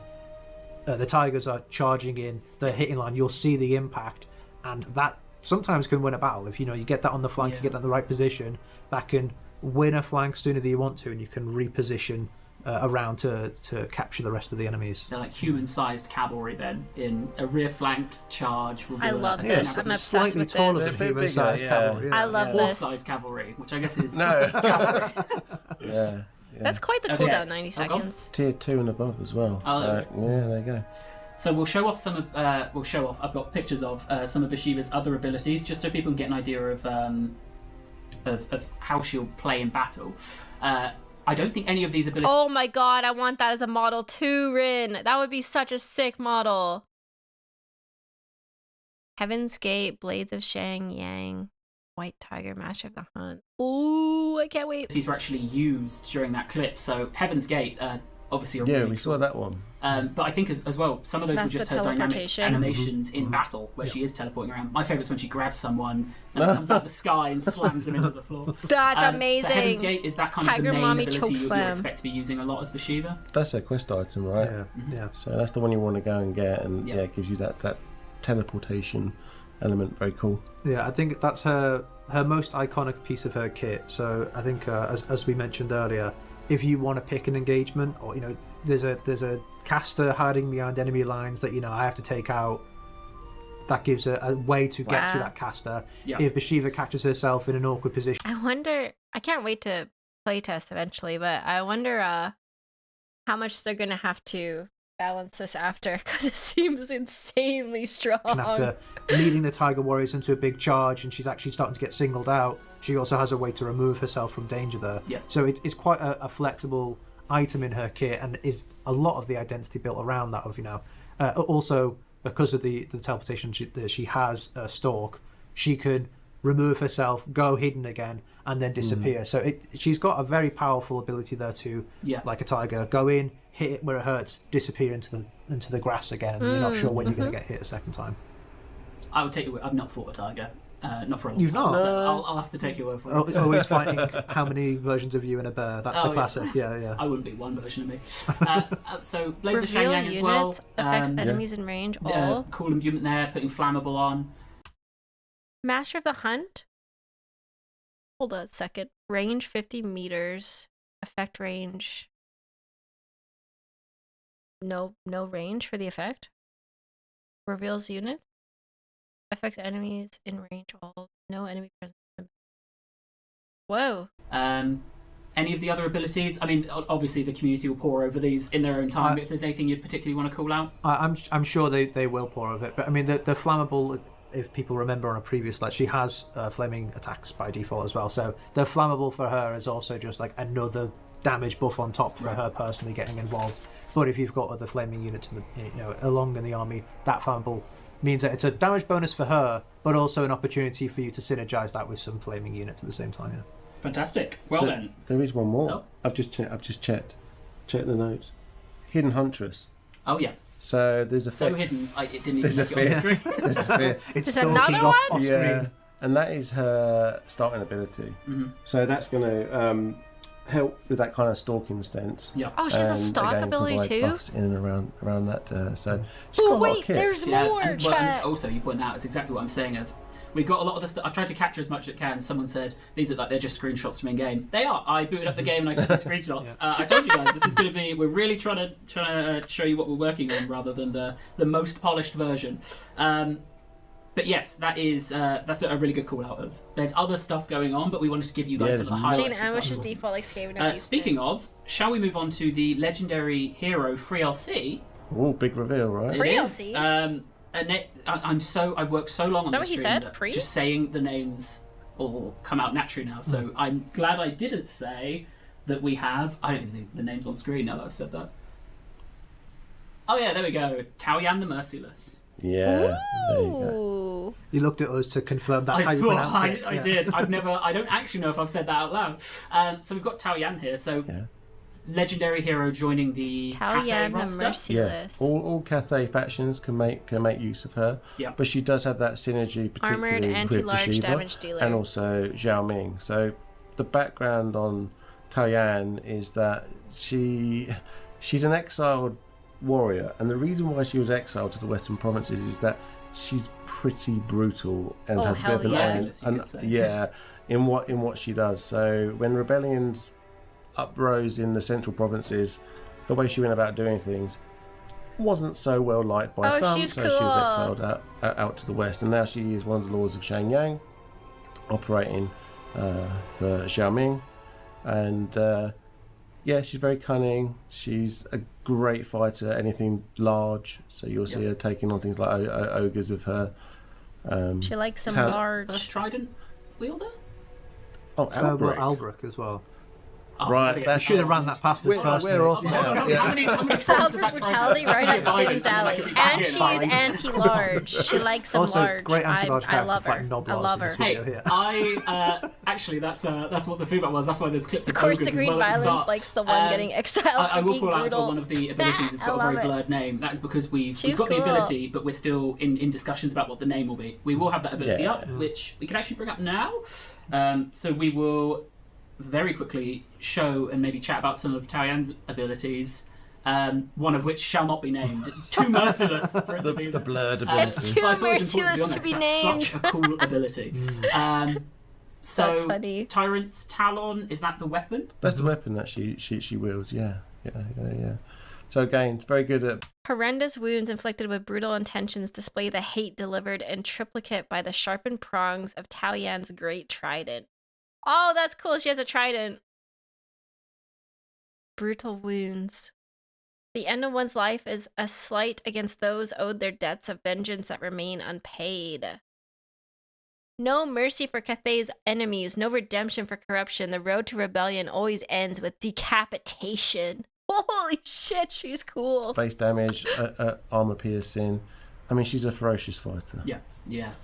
It isn't. I can see chat saying it's Choppy, censored. choppy. It's not censored. It's just not decided fully yet. Or Too not hot locked for in. Twitch TV. That's It is. Suggest your own names. Yeah. like Executioner. What's executioner? Cool. That's cool. Then last section we have for Bathsheba is we're going to talk about some of the Cathay She gets stronger the more she fights, and she gets executioner. Oh yeah, she's a large lord killer. What's executioner? I'm not familiar. I wish I knew what that did. tweaks.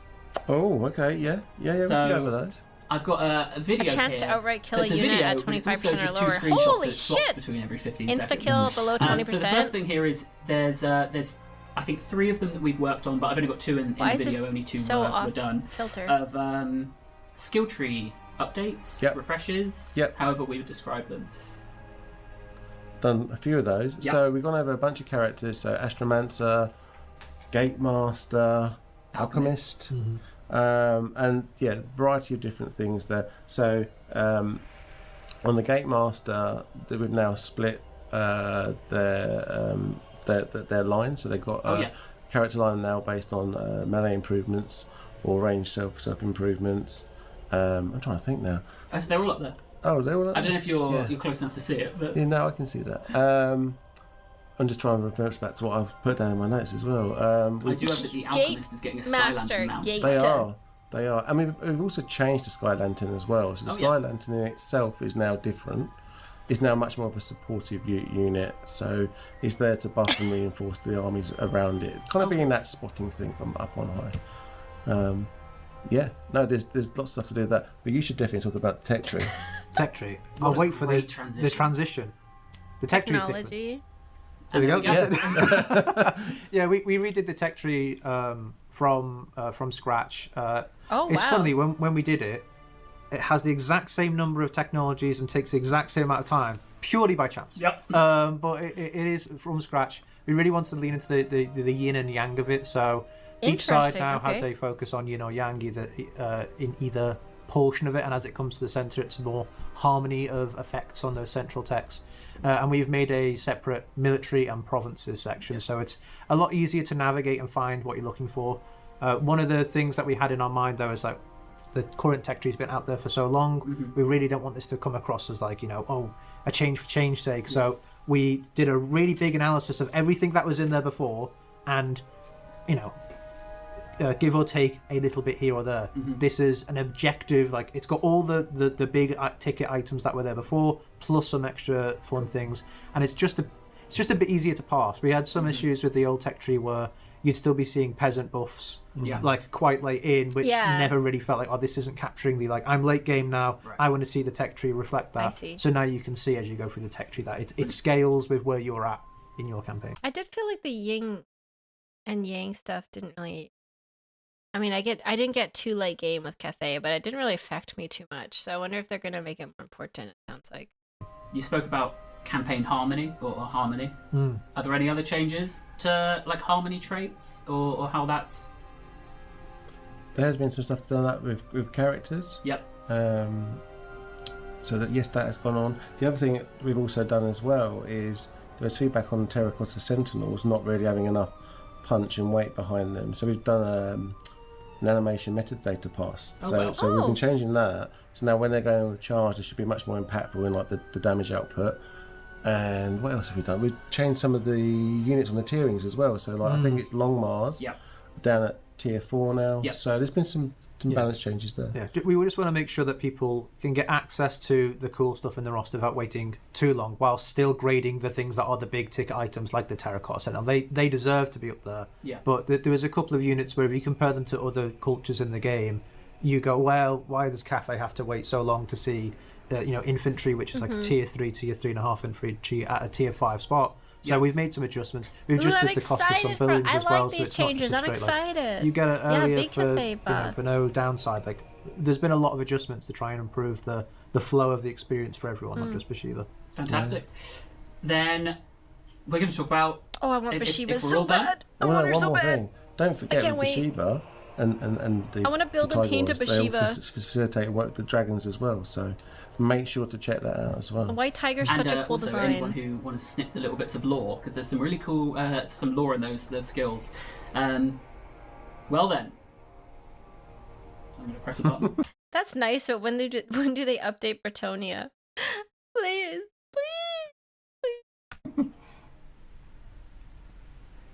Are we ready? Lords of the End Times. I'm so excited about this section. This is the section of stream. I mean, so excited. Such as the power of Nagash. We've all seen on Reddit that there is a very passionate fan who's hoping that right now we're about to reveal a man-sized rat, and we do have something man-sized, and it is a man. So we have here our next Lord of the End Times. Who is this? He's the guy who I said will have his day. And he's having his day. He's definitely having his day, yeah. So Boris Todbringer, Elector Count of Midland, and Yeah. Toddy? looks like a new- He's here. Todbringer? He's finally here, but in here now to be fully playable. Yep. So it's really cool to get to that point from, I mean, from the original Warhammer, 10 years later, to now be in that position where, you get a new experience, a new fight with the Empire. Yeah, like you said, he's Look got at he's his a bit of a beard. visual glow up as well. His I think it was like well, yeah, perfect. It was like 9 years ago, the Call of the Beastmen or something like that, where we first brought attention to this character, and he's never had his day until now where he really stands out as the interesting guy that he is. So I do thank everyone for bearing with us. It's been a while. Well, we said we'd get there. Force is So gonna be a we are going to be lord. mostly talking about battle today, as that's more in a stage that I've got videos of, and then we can Is he share. wearing a fortress we'll on have his some head? general campaign He's questions. wearing a but little mostly, castle hat. we will Well, have you can't battle. really see. Hold on. Let me move the chat box a little bit. He has a castle on his head. Pretty great. Here we go. Cool. And I said that all of those last videos were great because they weren't filmed by me. You guys are now getting the videos I filmed. So Brace yourselves. Yeah. you've seen him in his no! Lord Selection screen, there it and is. now you get him yes. in the battle. So Boris Todbringer with his new model there. So where does Boris start? Do you want to He's take a guess? cute. Somewhere in Lustria, I would imagine. He's not gone quite as far afield. No, he's in Midland. Yep. Shocker. Yeah. Fantastic. And He's ready so to go. what's the kind of campaign atmosphere you're aiming for Boris? Well, generally, he's as fighting Warhammer Beastmen. has gone on throughout the trilogy and Holy- into Warhammer 3 as well, the Empire's got pretty treacherous. It's quite a dangerous place to be now. And our good Tim, this guy fought Khazrag one-eyed from the Beastmen. That's why both are missing one eye. Oh, I know my response is very underwhelming, but I don't know who this man is. I don't know much about the Empire, so friend Boris, he's sick of He has being a on cool the hat, defensive. though. He's sick of all these people walking into the Empire and acting like they own the place. So he's going on the offensive now. I mean, in 3 seconds, there we go. There we go. He's Well, not, why sometimes did you bring attention to that? Perfect time for vengeance. Now he's going to take the fight to everyone else. So yeah, he'll start in a position where the fake gasp of surprise. Wow, that's a man. That's cool. Woo! That's shocking. you'd expect in Midland, and he's going to What a cool where Karl guy. is trying to unite the Empire, Elspeth is holding off the forces of undeath. Boris is He's the much guy you more have to about babysit taking if you on play as anyone Karl and everyone Franz. that's in the Empire right now, and anyone that's even thinking about getting the Empire. He's taking the fight to them. No more defensiveness. That's a bearded He's Guy. embodying It's a the dude. god Did the Ulrich, thing. you know, the god of war, winter, and wolves, and he's bringing that war with him to all of the foes of the Empire. He's got his claws out. Nice. Well, I don't have the transition-y statement that I think I do. So what we've got then? So we've got Boris, and we're also going to show off a couple of units here. Then, so the first unit we've got infantry. Do you want to talk about the unit, or do you want to talk about the ability that a lot of Boris's faction will get? Your choice. I could top up both. We'll see They're what's two on the different screen. slides. There are So- two different all right, slides. we'll start off with Crush. So this is Crush the week. and this is the ability. that- So people will know that it's currently on Boris Todbringer exclusively right now in the live game, but it's being changed slightly because it's not going to be just on Boris. It's going to be on all Ulrican units going forward. So it means it's going to have a few changes. Duration, As it stands infinite, right now, infinite? like this is very much work in progress, and all of these things will be tweaked as they go. Even that image is very much a placeholder image that we've the icon's a placeholder that I put over another placeholder. So. it's double placeholder Yeah. right now, but it is very much in progress. But the intent is we want the Ulrican units to all feel like they've got a clear play style and flavour. Midland's a much more melee focused Empire culture, and we want to make sure that those units had the ability to actually succeed being this melee focused faction. And I think that's what's been really interesting about digging into the pack. Whereas when the Hunts Marshal came in, he brought a lot of kind of frontiers units, right? Yeah. And Boris does feel like he's bringing his own flavour there of. It's not just Empire Plus. It does feel like a sub faction within. So we'll show off one of them now. Go for it. So who do we have here? It's the Tutigen Guard. It is. It says it on the screen. It's It the does. Tutigen Guard. So Ooh, these I like their guys are weapons. for the people listen Hammers? carefully to my words, and I'm revealing nothing other than the 2 units that we are talking Those about are the only today. units we're allowed to reveal, yeah. Oh, come on. So where did the Teutogen Guard come from? Well, the Hammer Knights of the infantry. White Wolf happen to have several very esteemed nobility within them, and it's based purely on merit. It's not just about station. If you are particularly good Knight of the White Wolf, you might be elevated to the honourable position of the Teutogen Guard, whose duty is to protect Owl Ulrich, Emil Valgar. Yeah. 2 completely inconsequential things when we talk about those guys. Yep. But that's who the Teutogen Guard are. They're What cool. they do I in like their practice is design. they're heavily armoured AP units, so we want to push them a little bit sturdier and slightly fewer in number than the Great Swords. So they are on the advanced side of Great Swords in terms of what they do, but a bit more generalist as well. So where Great Swords have, the anti-infantry, they're classic Great Swords. These guys are, bulkier, heavy hitting, Heavy weapons. lower infantry. entity. They're kind of like the epitome of Empire's infantry to date so far, and they're going to be a bit harder for other Empire factions to get hold of. But all of the Ulrican units that will be coming will be a bit easier for Todbringer to get hold of, because of course they should be. Yeah. He's Midland. They're right next to him. Yeah, he's got them in the back room waiting to come out. I like So the we do wolf. have one other unit to show. wolf power? Did these guys ever get into combat? Did it loop? They I look wasn't cool. paying I was attention. looking really at cool. you. I'm hoping that everyone got to see them hitting people. I sat on these. They're guys raring to go. They I are. recorded They are. for Yeah. much longer than I thought I did. There I we mean, go. I think people have seen this before, right? You've seen them hitting. I'm looking at the chat. Did anyone else see them hitting? Look at or do them I have go! to vamp for time just so you can Big see old them throwing their swinging, hammers? swinging hammers. So we will. No, they didn't see them hitting. I really Talk sat really on it slowly. way too long Yeah. recording them in idle then.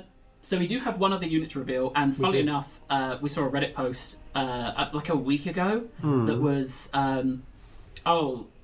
forget all of these units. There's one unit I really hope is part of the Empire pack, and that person is going to be very happy to see. Orc is the god of winter wolves.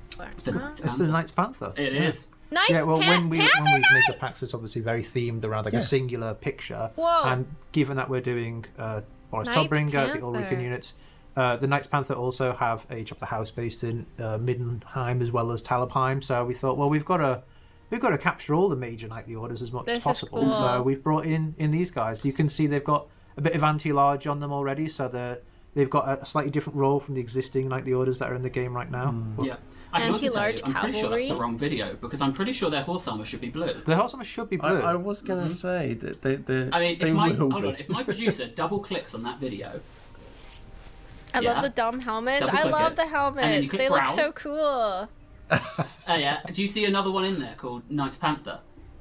blue. If you go to, Nice. if you go, Knights if Panther, I could just blue stand up, I could do it. You can Do you stand think up. I can just run over and fix the video? They'll never know. on, keep vamping. They'll never Oh my know. god, look at yeah. oh holy shit, they're just getting Yeah, so they should be blue. rickrolled.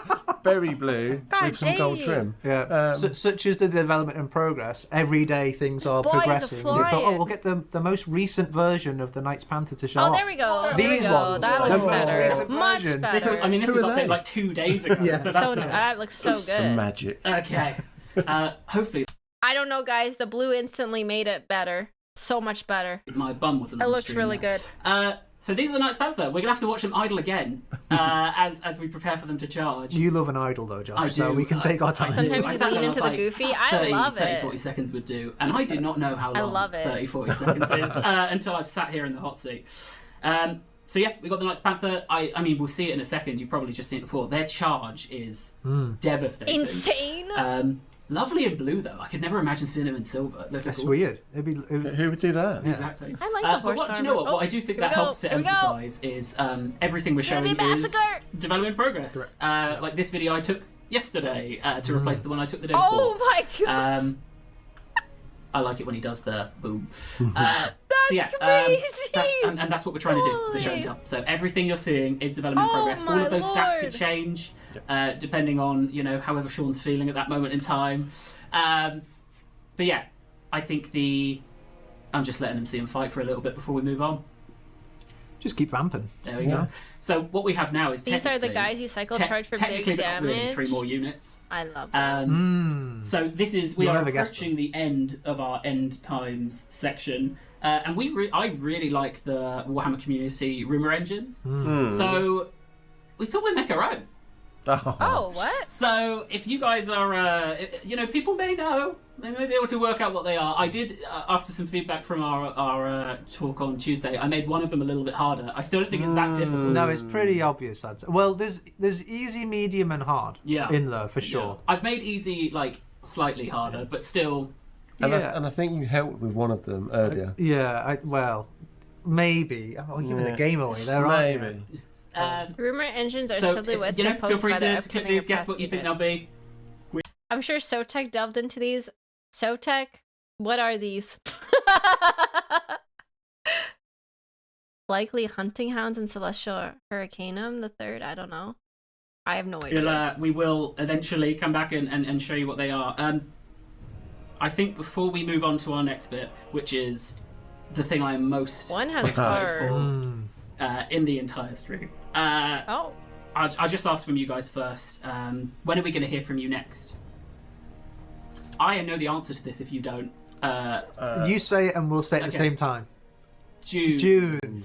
So it's I June. think the plan at the moment is in June we'll come back. We may do it may be a stream, it may be a video, maybe both. Where we're looking at the moment to maybe talk about some of the free update stuff. The that's right going one on looks like a bit like Norska. So you may be learning this for the first time because we're this I'm going to discussion earlier in the week. pretend I was fully up to date with all this. So at the moment We're ready to go. Fantastic. At the moment, I think the plan is in June we'll come back. It's all. These are and all talk to for you the guys about some of Empire. the stuff coming Yeah, with the that'd be update. Because we spoke about some of that in December, like some of the devastation. And, Yes. I didn't know. All these updates are happening in June, so nothing for May, and then everything's being updated a bit more again. comprehensively about some of the stuff you can expect to see there. But I saw it in chat. We do have one last clip for Lords of the End Times. So we have a fantastic voice actor for Boris Todbringer lined up. You're going to be hearing loads of his voice when you're issuing orders on campaign and in battle. However, when you load into a custom battle, you're going to see that there's 2 Boris Todbringer voice options. There's the original one, which you know and love, and then there's one more. Hey, Toddy! Oh, that was great, Tom, but maybe just a little bit less. Bring it down a bit. Shut up, Ben!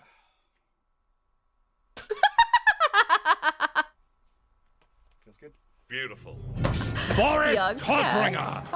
At pace! None shall live! Oh, I hate Kazrak One-Eye. That's amazing. I know we can't. But for me, can we all just have one? It's me, Toddy! Like this one. It never gets used.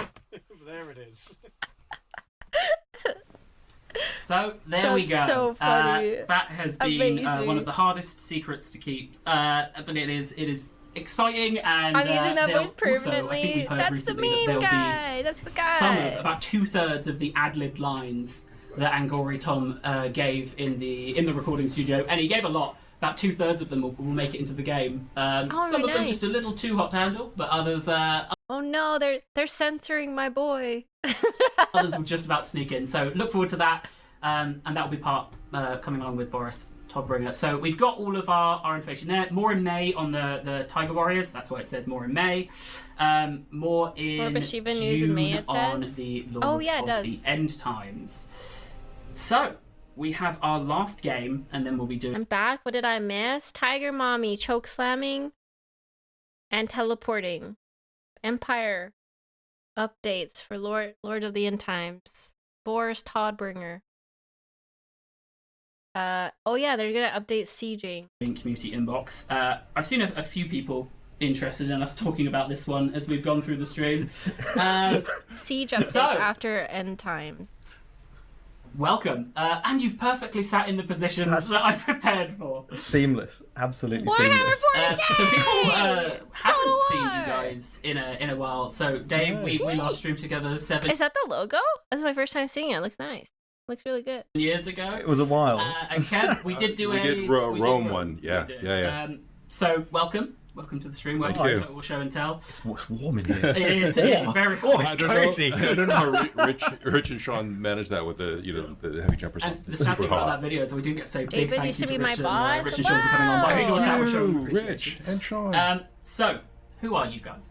Dave, starting with you. Who are you? And what are you doing on Total War Hammer 40,000? What are you doing? Who are you? Hiya. Yeah. So I'm David Petrie. I am the battle product owner for Total War. So basically, I look after the when and the what of the features that we're building across all of the super exciting games that we're doing.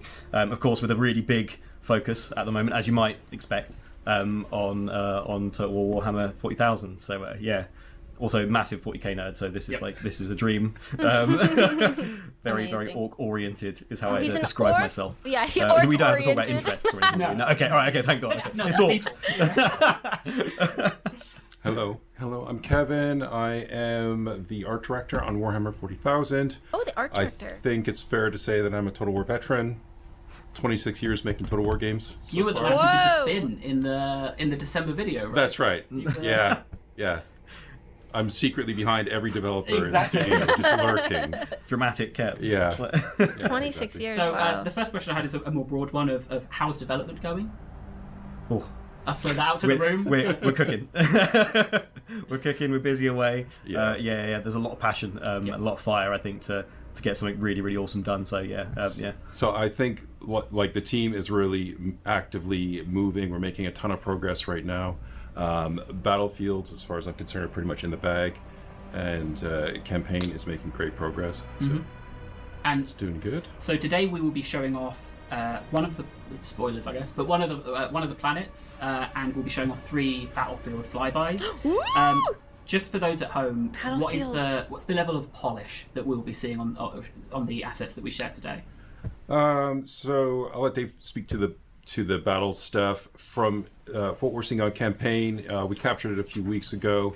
It is, I would say, relatively early, but it's definitely showing the intent of where we want to go visually with the planets. Oh my God, I'm excited. So again, I apologize because I captured the footage for this. Yeah, So. and what we're going to be seeing on those is mostly the background artwork. So on top of that, there's a layer of there's the shroud and the region borders and all this kind of and the user interface, etc., etc. So we're not going to take a look at that today. So the caveats I had is even the build I got here was from a separate branch. So there wasn't the optimization on there that others have. So caveats I have are there's optimization work, a load of optimization. There was no optimization on the planet clip because that was exploratory there. It's work in progress. The camera still having work, and I've written down too dark planet rear. Which I guess will make sense when we get there. So if you're happy, I'll throw us over to the planet. Yeah, go for it. Let's see. So this is the first look at our intent for what a planet's going to look and feel like. So that's a Hive waste planet. So we can see the Hive cities on there. We've got road connections. We have everything's a bit kind of sickly. You don't really want to go on vacation there with your mom or your kids. Look at the Hive city sticking up. That looks great. Yeah. Whoa. So this is one of our planet types. Our planets are kind of mix and match. We've got what we call biomes, which is the overall terrain type. So we've got arid biomes, temperate biome, ice biome, waste biome. Do you see the ships in the back? And then we also have, on top of the planet, we have different kind of civilizational types. Okay. So this is a Hive planet. So we can see the Hive cities. It looks so good. So it does obviously look like the a Hive intent is to planet. have like a spectrum of world types present, right? And obviously hives classically, they've got those hive cities on them, and then the waste that they produce causes a bit of a problem for the rest of the planet, right? But then also we are going to be looking at like frontiers and civilized worlds, etc., which are also sort of mainstay planet types that are within the galaxy. So there's all sorts of different planets with different purpose that the Imperium has constructed. Sometimes lost. Often lost. Sometimes forgotten. Sometimes it's really dark sometimes on the forgotten. It takes a long time for that bureaucracy train to work.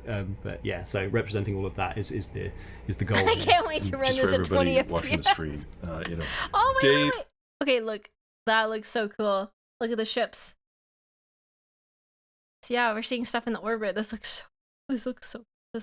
Dave is a designer. I'm an artist. You'll see me talking about art nonstop, and that's my obsession. So the question I have then that will maybe hit both of you in a different interpretation is what was the biggest challenge in trying to capture a whole planet? Yeah. I can't wait to blow this up. I mean, it's not just about capturing a planet. because what we're really trying to do here is we're making a planet, we're making a Total War planet, we're making a Warhammer 40,000 planet. So we have to get the confluence of all those different items. This isn't just like planet Earth or Mars or whatever. So we really want to get the feeling that you're playing a Total War game, that there's a familiarity when you're playing it. Also, there's all of the background story with 40K that we need to get in. So our challenge really is getting all those things, and normally that's challenging enough for when we're doing that on a 2D map. But now everything's getting wrapped around a ball. So our lives have been made kind of easy, and a lot of our process is very similar to making the 2D maps because of our tool chain that we've developed. So the designers and the coders have got a tool that allows us to place things quite easily, and we don't have to manually go in and do that. So we promised we'd talk a little bit about scale here then. So I'll ask effectively the same question to you with a different flavour of it. If I'm a player, what is it like to try and capture a whole planet? So you're going to be fighting through region to region, basically on these continents, with the aim of basically capturing like a key region or a key location within that. And across those conflicts, you're going to be encountering all sorts of different scale of civil. Look at the little guy. That's a guy, right? In the middle of the map. Civilization and what's the word? Mayhaps, it looks like density of the maps, etc. So it gives a really cool opportunity for you to sort of encounter like more desolate, wastelandy places, like you can imagine when you end up fighting on the perimeters of these hives. You're going to have like these wasteland battles effectively that are pretty much empty, right? Like some bits punctuating things, but largely pretty desolate out there, bar a few points of interest. And then of course when you work your way towards and into an actual hive, you're going to be fighting these much more dense, much more sort of like choke point oriented battles. But we'll get into a little bit of that soon, I'm sure. Then, it's a great idea of then how I'm taking a planet. How many planets would be in a system? A number of planets. They're not telling us yet. It could be one. So it's like you want to take over parts of a planet, take over multiple planets, take over multiple systems. This is huge scale. That's huge. It could be one. It's possible. It's possible to be one, but that's again strength of the tool set. I would say it's going to be a handful of planets. It's not going to be like dozens and dozens of planets in the system. So that makes sense. Yeah. How many can you fit in your hand? Fantastic. Then, my last question on this bit before we move on to the battlefields. Then, what are the next steps? So what they've seen here. Something finally big enough for Stim. Yay! I can take over systems and planets. Here is a capture from a couple of weeks ago, right? Yeah. What are the next steps internally for this planet? Where do you go from here? So this planet we're kind of done this planet in terms of all the content that we need to make. So like the prototype basic hive waste planet is done. We've got all the components now that feed into our planet making system, so we can make many different you see the planet in the background? Versions of this planet, infinite versions. We can also mix this biome, so we can have hive ice planets, hive arid planets, etc. So we've been working through all of the different planet types. Yeah. The team is essentially going to be done next week with all the planet types. Oh, After wow. that, Okay. we have been developing the actual systems. Yeah. So we have a pretty good. You can see in the background when I talk about the system, we're talking about where all the planets are living, and there's a star, and there's all the nebula and the backdrop. So we have a pretty good basis for that already, but we're going to spend the next month or so with the ships look so cool. art team focusing on Just all that hanging stuff. around Fantastic. in orbit. Then, should we talk about some battles? Let's talk about battles. So we have 3 maps. So we revealed as part of our announced trailer, we had Like, what's down there? What's that? There's so many things. There's so many things to look a at. hive map, which upper hive delta, upper hive plateau. So close. So upper hive plateau, and we did see the community kind of saying, "Oh, that's a lot of things on the map, right?"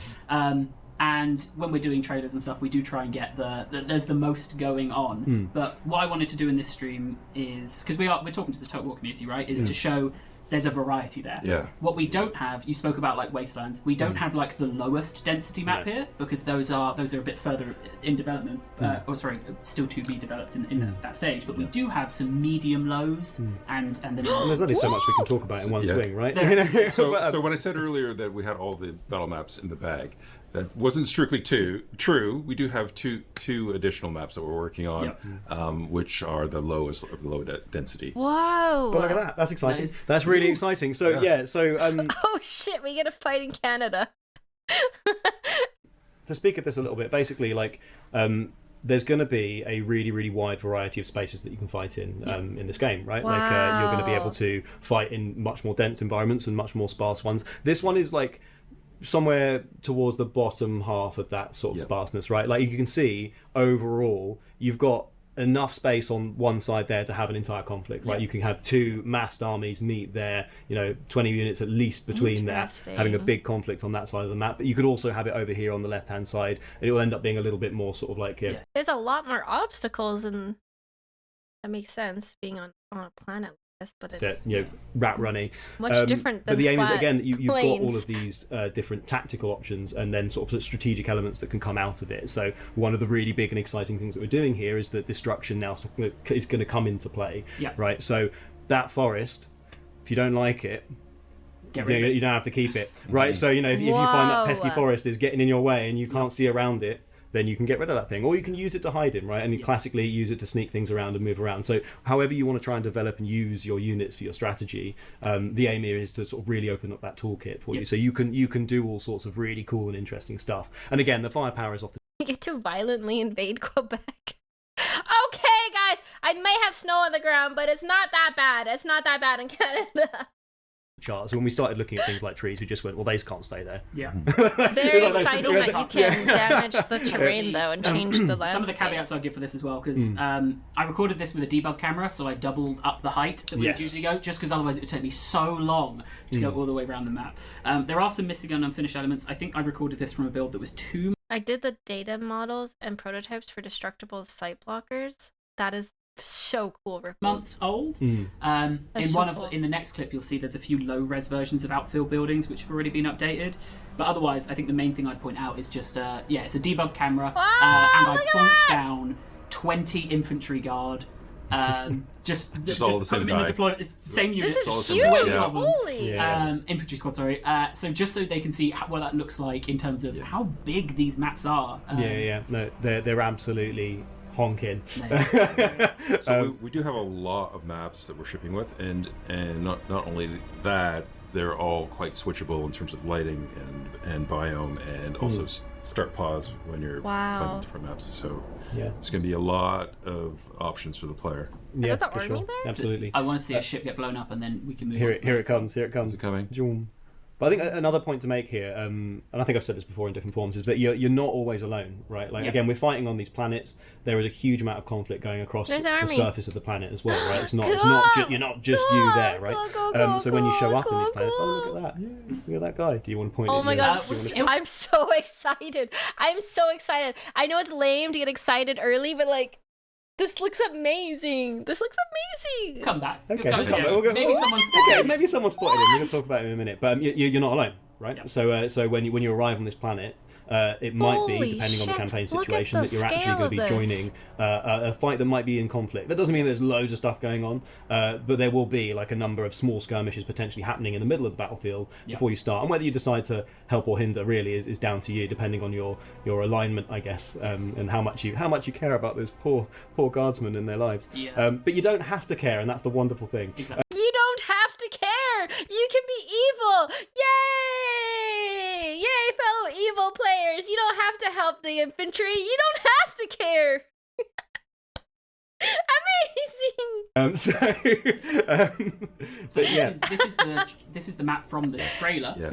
Upper Hive Plateau. I was trying to, because I think the lighting is automatically set from a pool when you load into a map. I was trying to match the lighting from the trailer, but I loaded it like 6 times and I just gave up.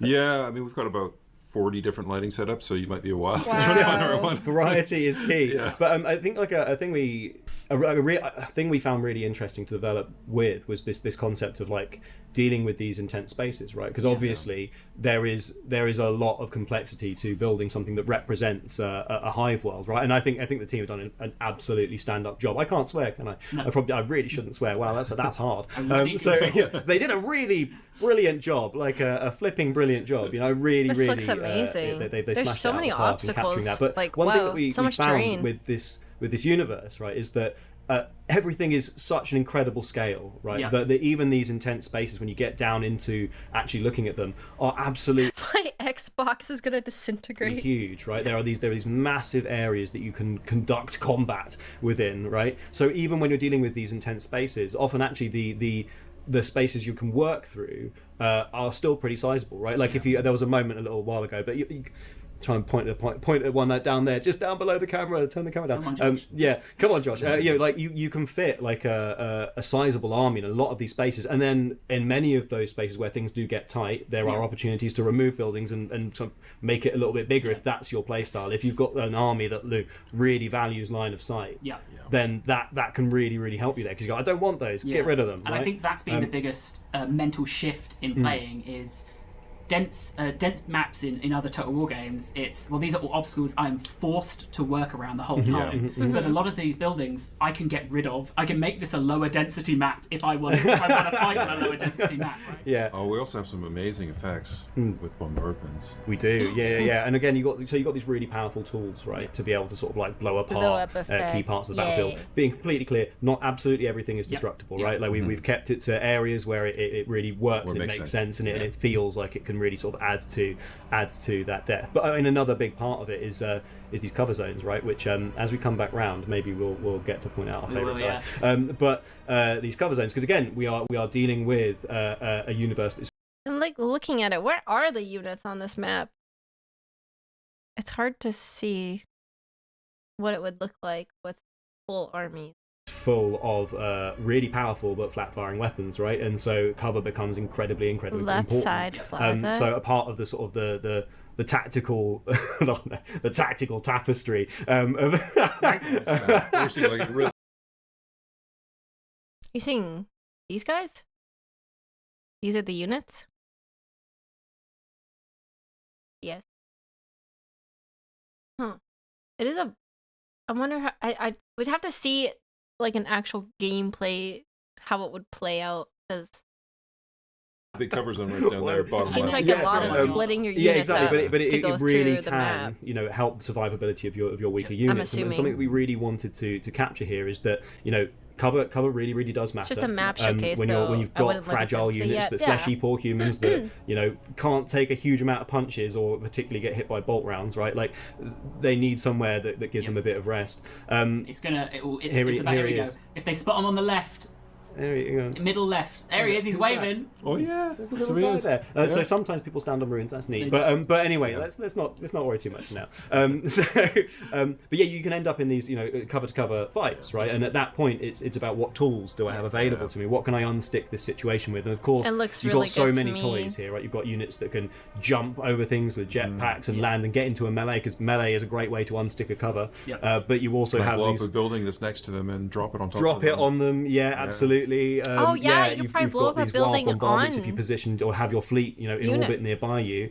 Part of that whole tactical and strategic space is stitching together the campaign and the battle, so that having that fleet present with the right things on it, with the right bombardments, with the right assortment of armament, can really help your battle. So if you've loaded it up with a macro cannon and you've got a bunch of really angry space marines ready to jump down, they can appear exactly where you don't, the enemy doesn't want them, right? So there's the really powerful and cool tools to sort of like play with once you start to get into this space. But cool, it looks pretty, doesn't it? It looks really pretty. It looks really nice. I don't have to say anything, Dave. I like the depth Everybody's of just the looking at it. environment. Even in the can't even hear a word you're saying. There was listening. Just before we move off this one, I wanted to ask you about deployment zones. So what's different about deployment zones here? What's different about deployment? Oh, yes. What is different? we want to make sure we have, I guess, as many varied ways to play these maps as possible, right? And we have done tricks like this in the past, but we are leaning into it. So with this map, you can fight it north to south, effectively, so like from that direction. You can also fight it east to west, so you can have that deployment on a different, basically, axis. You can choose. And we also are going to have assault battles, right, which have these sort of more entrenched positions that we're fighting against. And at that point, you might be defending sort of halfway out into that map, for example. So as a defender, you might be sort of halfway in, and we have all of these different sort of ways and configurations of making sure that the experience does stay fresh on these maps. Yeah, that's cool. Keeping it fresh and giving that variety just is super fun. And speaking of variety, so we've seen an ice map. We've seen what's the biome for this one? Is it waste? That will be a waste, yeah. And what we'll show as well is, I think, one of your favourites. This is an arid map. This isn't an arid map. Right? This is a map with arid on it. That's right, yeah. So you could play this. So this could be all green. Yeah, right? It could be ice. Or it could be all ice. Yeah. That's my map. I designed that. Oh my god, that's so cool. That's how this variety is really getting layered on, right? Yeah. You could fight on the same map twice, but one time Look you're at those fighting little guys on this down there. in an arid Holy. in this deployment, and the second time it's the opposite deployment. That's and you're very on ice. cool. Yeah, absolutely. Put it on ice. Don't put it on ice. We are definitely too hot to be put on ice. But yeah, and these maps and are again, huge. I think conceptually, I just absolutely love These this maps map. are I think it's huge. really, really, really cool. Yeah, it really reminds me of like the texture paints that you get to sort of stick on your models. You know, using your Martian iron crust and all that sort of stuff. It brings back memories basically. But yeah, and again, this would probably speak of like a frontier world, right? So somewhere where like things are much more desolate, where civilization that has been built up is kind of like almost stuck to the vestiges of like crashed vessels and whatever the Imperium is. That just looks really cool. That's a crashed Imperial Corvette, the smallest ship for scale in the midfield. Slammed down to sort of bunker up around, and you get these really cool and interesting spaces to fight in. And again, sort of looking at those sort of like ledges that you can fire Has down Armageddon from, again waste with these vibe, flat-firing missiles. The positional play really does matter a lot. Like so, being able to build up multiple ranks of fire from like behind you, in front of you, to the side, you're flanking with your missiles, etc. Like that is all an important part of that space. So making sure that we have that in the environment. Wow, look at the little explosions super going cute. on. Doesn't it look good? And doesn't it look lovely? I really like the big crash ship. Yeah. The big crash ship is a really good part of the map. That's really cool. Yeah. But we do have, just to labour it, we do have the flat map, right? We have the very, very sort of like desolate empty ones too. We all love them and they all fit, and that's the brilliant thing is you just get such an amazing spectrum of different spaces that you can end up fighting in. This is actually like structurally a classic Total War map type. Basically, if you look at it's a divide into with a few passing choke points. Yeah, absolutely, yeah. I like the roads. Well, I only have one more question for you, and I think I'm answering it. Because I am going to ask you, when will we hear from you next? But you're very busy making the game, so I think I know the answer to this, which is we have a few... You think? I think. We've got a few things planned at the moment of when we're going to show more of Total War Warhammer 40,000. We're still working on exactly which is going to come out first. So regardless of which it is, by the end of June, you will have heard more about Total War and seen more, not just heard. That's good. Cool. You'll hear more Good. about Total War. Probably from us too. Probably. Maybe, I don't know. Can't get you away. All right, well, thank you very much. I'm going to stick us onto a summary screen, so you are free to sprint out. But thank you so much for coming on. Really That's a big ship. That's a big ship. Thank you, everyone. Look at the units, guys. Look at them. These are little Imperial Guard guys. Look at, oh my god, look how many of the, they look like little ants. There's so many. There's so many. They look really cool. They're just little guys. Glory to the first man to die. That's so many flashlights. So many. Chat for saying thanks to them. All right, we have one more section. It's amazing. And you're free to skedaddle. So more in we have June one more section, for and 40K. that is our community inbox. So we had a really great reaction to our community inbox last time. We had it its own separate stream. We found that you guys asked a lot of very specific game questions, and that is actually part of what inspired doing the show and tell. Let me reveal There we go. It is. You're the only one I forgot to put a name tag on as well. So you'll have to introduce I'm yourself. nobody. But yeah, we had Nameless so many questions worker. about specific game stuff, and we put them all to you in a bit of a gauntlet. We thought this format's a bit nicer because then the game teams can answer all of the game questions, and to you we can pose more of the kind of franchise level questions. So welcome back. Thanks. Glad to be here. 2-3 months since you last yeah. year. So we've trawled through your inbox again of people emailing in. There were a lot of emails. There were, when we did the announcement of the stream, then a lot more emails. Yeah, you guys blew me up. I just kept getting alerts for like 3 solid days. Exactly. So we have enough in the bank for another one of these in the future. Yeah. We're going to ask just a few questions because we're relatively short on time. But there were some questions we saw real trends on. So for those who don't know you, because I don't have a name tag for you, who are you? I'm Roger. I am the vice president for Total War. Big silly title. Ignore it. I am nobody. Everybody that you've seen so far, they're the real hard workers. They're the ones that make things go. So we're going to put the harder questions to you then. That's fine. That's fine. Hi, Roger. So we've got, I think, 6 questions to run through, and the first of those is, I saw in the emails you get a lot of suggestions on AI. Either why don't you just do this, or how can't you do that? Yeah. So what is the biggest challenge for improving AI? Yeah, so There would be a lot of AI questions. I have answers for this, but I know that as soon as I leave here, all the AI programmers and designers will find me and potentially punch me. AI is lots of various challenges. For one, our game is heavily based in simulation, and so the AI has to do stuff that the players could also do, and therefore our AI has to be really dynamic, and we have like PhD level people who are doing the architecture of our AI in order to make it smart. But the other aspect of AI is that an all-knowing, all-seeing, all-doing AI is not actually fun. In order for the game to be fun, it needs to be both challenging and winnable. Like there has to be the hope of doing it. And an AI theoretically can see everything. So getting the balance between those two things is very, very tough, I'd say. Yeah, I can imagine you don't want your AI to just like instantly win and crush every single game because they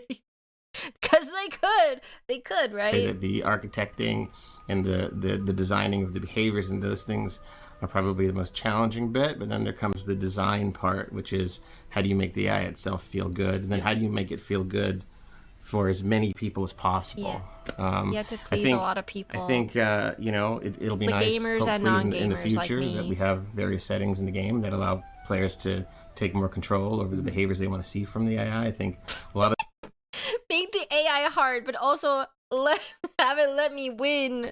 People, many people, when they send me questions about AI, it's not hard enough. Yeah. And they don't want us to just like, raise HP and raise. They want it to feel smart. They want it to feel smart. So, hopefully in the future we'll be able to implement more clever things like that. Can they add? I'm sure people have asked this. Can they add like another level of difficulty, like I don't know, hell mode or something? Yeah, we did speak about in the 103 section. Super hard AI. An update that will be coming in 8.1, which is a new a way of. Or they just want priorities changing. All difficulties so all of to that be kind of harder. stuff helps when it's layered on. I should have started with this question because it's super relevant to the actual stream we just did, which is, does working on multiple projects reduce focus? Why don't we? That's basically what he's saying. It's not that easy. Yeah. I don't know anything about AI. I don't know. I don't want the AI to win every time. I would be mad. That's how I rage quit. You just have everyone in the building working on the same thing. Well, let's see. It doesn't reduce. Well, that's a nuanced question. Yeah. So it reduces focus for me because I have to be everywhere at once. We do have people who are dedicated to various projects. The way the games are made is that games are in various levels of production, and so you don't necessarily need the same people at the beginning as you do in the middle of production or near the end, and that we need to also move everyone. We also, so we have the ability to move people around, helps make our production more efficient. Also, if we were just a 100% staff, a complete team who could build a thing end to end, what you would have is that you may have places for no one nowhere to go. They're just sitting there not being able to do work. So we have to find that balance between making sure we have the right number of employees in the building who can always be working and be productive and also not be wasteful, and also have enough projects going at once that we can kind of, release game over game over game. It's the intent that we're trying to release a game, every several years. That's the desire for the business. Of course, it has to be good first. So the bottom line is it's not a loss of focus. It's a strategic decision to manage our people. That is, I can see people as well. They are understand that I've maybe just given all of the hardball questions to you, and everyone else got, "How are you doing?" And you're getting, "Why are you putting people on the typical?" How's your day going? Why is Total War like this? The AI is designed to play a perfect game in terms of resourcing tasks. Their long-term strategic planning is difficult and computationally expensive to formulate. Having an AI abandon a plan it is in the process of executing over several turns is not very straightforward to present as a logical argument. That's a good point. A good example is how Legendary used to be harder in 2, but it was mostly HP and damage, so most of the faction rosters were basically unusable. Like almost all melee units were useless since they would just lose even against a weaker unit. I see. So the next question is something that actually I think a lot of our player base will relate to because they themselves have had to go through it. What's the biggest hurdle in getting a new player into Total War? Oh, interesting. So our game is really hard. The strategy games in general, but our game is really hard to talk about. It's not. It's if you play a shooter like Call of Duty or something, it's like, well, it's conceptually for people it's easy. You just pick up a gun, you point it, and you fire. Our game has depth and complexity and nuance, and a lot of the joy that you get from playing a strategy game, particularly Total War, is sort of the many hours you play, spend time like manipulating your game in order to appeal to the things that you're interested in, and getting people through that hurdle is a big step. So I mean, I explain it as moving little guys around on map, and then I win. Yay! Painting map my color. Yippee! To be fair, I think we've not done a very good job with our onboarding. I mean, we've tried. I think the prologue is probably our best effort for Warhammer 3. But, the secret, the sort of in the industry, the jargon for games is easy to play, hard to master. Yep. And we just don't have the easy to play part quite right. So we need to get that part better. And then I think, I do think there are many people who would love strategy games if we just gave it to them in a way that they could more easily absorb it. But I think what we've looked at is how to make the slope easier without making it easy, right? Without making the game feel easy. Yep. How can I get into the games industry? This is a question you get quite a lot. Oh, how can I get into the game industry? People find me on LinkedIn and they ask me this question, and I always answer because I think it feels like some big secret. There are multiple ways to get into the industry. There's no clear-cut way. I'll give a few examples, but I'd say probably... I'm curious, chat, how many of you are in the game industry, if you want to say? I know there's some. I agree. The prologue in 3 did a good job of introducing to the first Total War. I played the prologue as well, and it was a good introduction to Total War for the first time. So having some kind of like a tutorial that really spells it out for beginners definitely helped a lot. I felt like it was difficult for me to learn the economy part of Total War. The tutorial helped with the battles and the units and things and the controls and commands, but it's really overwhelming opening up your buildings and being like, how do I get there? What do I need to get that? I think that is the really hard part for me. Almost went into games that I like sleep and getting paid.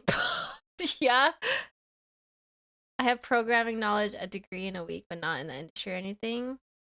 I'm a full-time indie game dev, no release yet, a decade now. I was the UI director for a game once. Oh, that's cool. would you say I'm in the game industry because I play games? Or is that not the same thing, Chad? The most important aspect to trying to get in the industry, if you really want to be in the industry, must be a willingness to relocate. Stolen Because valor. almost certainly where you live, there's not a game studio. Almost certainly. I'm in the And if you are brand new industry. to the industry and you've never done anything that's relevant, you're probably not going to get a job that's remote. Yep. Because you don't have the skills, you don't have... I also don't get paid much, and I also don't sleep much. We're adjacent. the thing that needs to be offered to a company to incur the fact that you're farther away.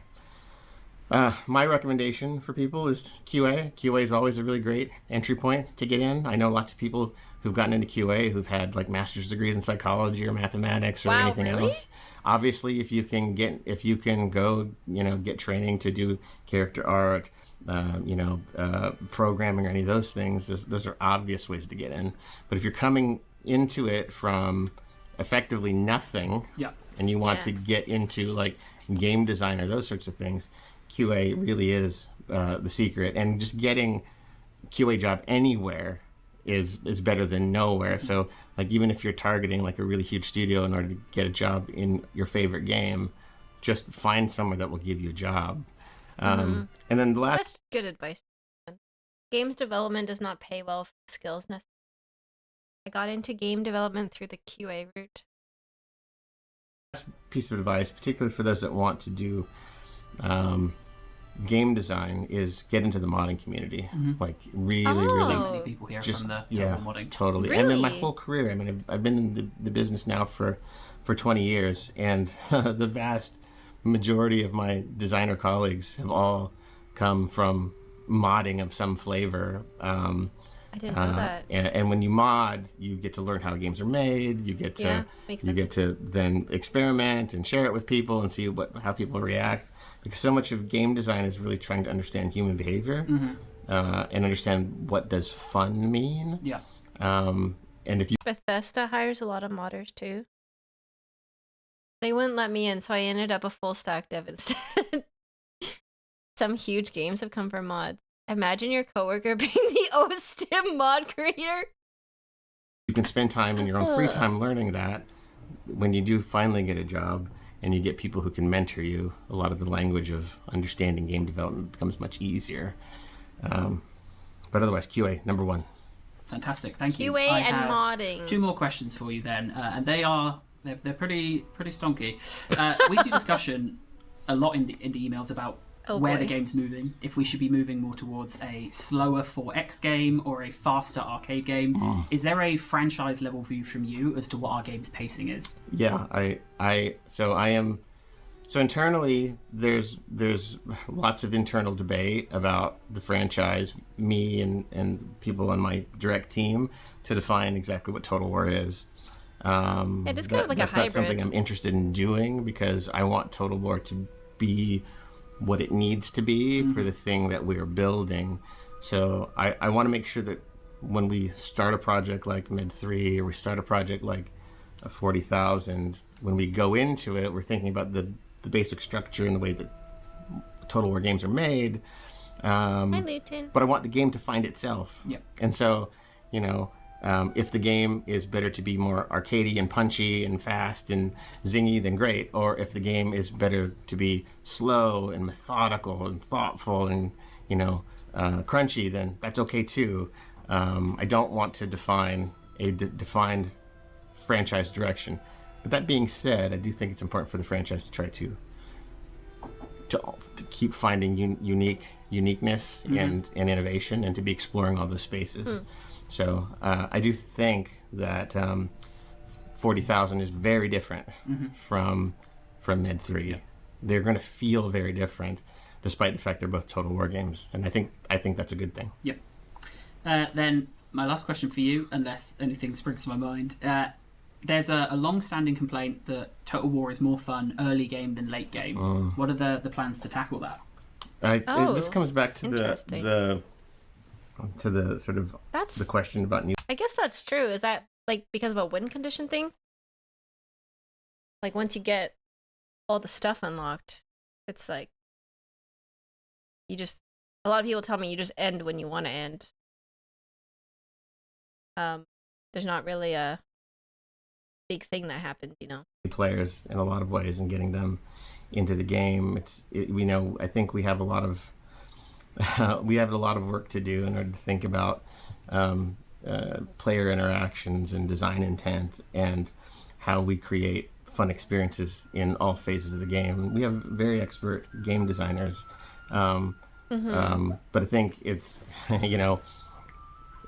Total War as a franchise is something that has just been built on over and over and over again. Things just keep getting added on and on and on. And I think that is a general problem with strategy games across the board. Yeah, that's like with Civilization. The best part of the game is the first 30 turns when you're exploring and finding cool places to put cities.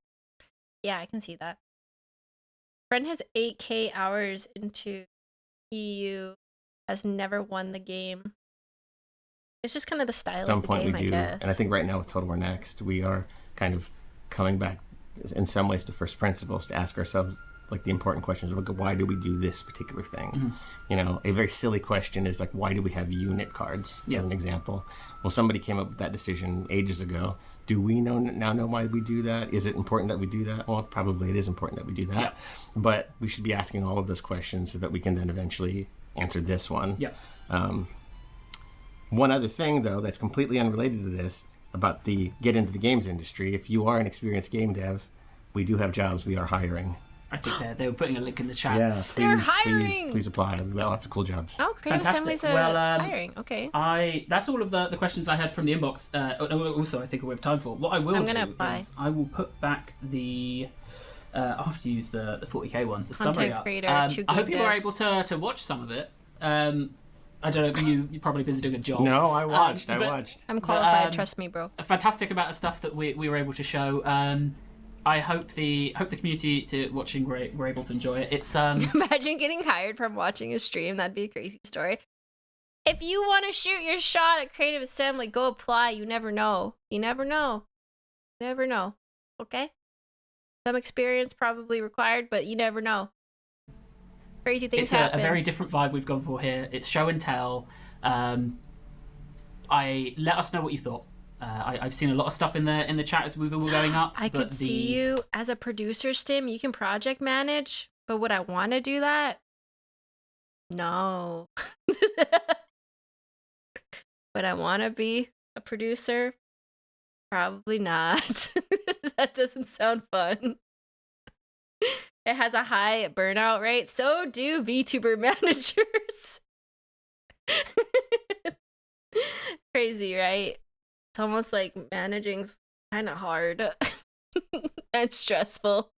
If you want another one of these, if you're interested in learning more about these, we've tried to be a bit more prescriptive in the dates and times that we've given. I think sometimes we can get called out as a little bit of coming soon, or it's going. So we've tried to be very deliberate in letting you guys know when you'll be able to hear more and put some numbers on things so that you can understand.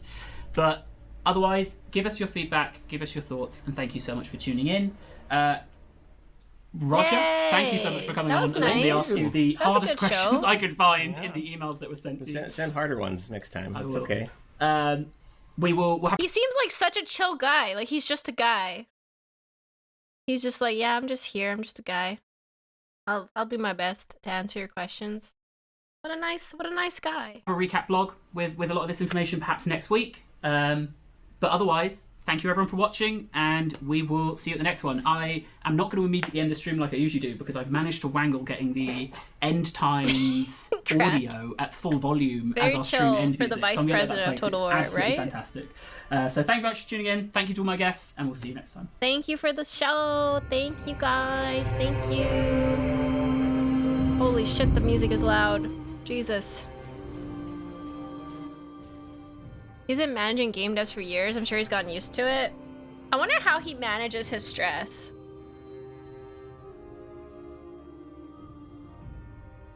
Anyways, that was cool. That was nice. You should get some Warframe streams. The CEO, you should see some DE Warframe streams. The CEO gets called an unk and then they talk about how horny skins are in the game. What? That's very funny. Probably punches the nearest dev on days off. That's very funny. Well, That was really good. I really enjoyed seeing the maps. It was really cool seeing the maps for Total War 40K. I'm very excited. And the planet. Oh my god, it looks amazing. The planet looks amazing. I can't wait. I am so glad that you guys funded the new graphics card for me, because holy shit. That's gonna be intensive, it looks. It's gonna look, might set a few computers on fire, but it's gonna be worth it. It's gonna be worth it. 5070 going through its paces. I'm very excited. I'm so excited. I'm so excited. I'm so excited. Everything looks so large scale. I can't wait to see some like battle footage. I'm prepared for PNG pack. I'll do whatever I have to stream Total War 40K. We'll just get you the new GPU. I probably need. It's probably would. I think if anything, it might be throttled by my processor, my CPU. Maybe I need to do the dual PC setup one day. I may have to kick the bucket and do that. But very exciting, exciting. I'm excited, yay. It was a good show. Also, Tiger Mommy, very exciting. Tiger Men, exciting. All the tigers, yes, we love it. Cathay upgrades, super cool. I can't wait.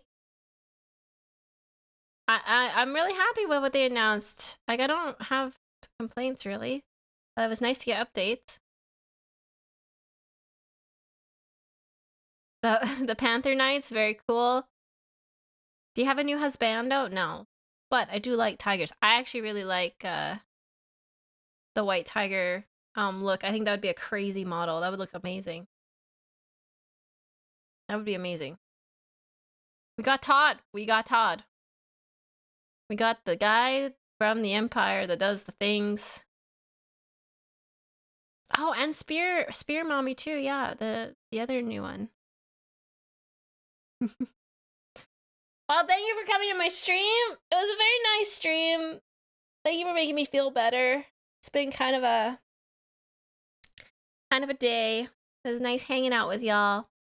I hope you have a good weekend. I'm gonna take Friday and the weekend off. Maybe I'll throw some ideas around for the new videos I want to make. It was nice talking to you all about it. Stimpak game journalist. Video essay. Whatever else my name is. Yeah. I'm gonna have some very professional, high quality content coming at you with my very biased opinions on things. Go get yourself some Okay, I will go get some food. I will have a nice dinner tonight. Thank you all for donating for a nice dinner. I will send you pictures. And have a good weekend. Thank you for hanging out with me. Biased and based. Hot takes here only. Don't forget I'll get the soda with the refill. I'll do it. With the extra refill and dessert. Okay. Bye.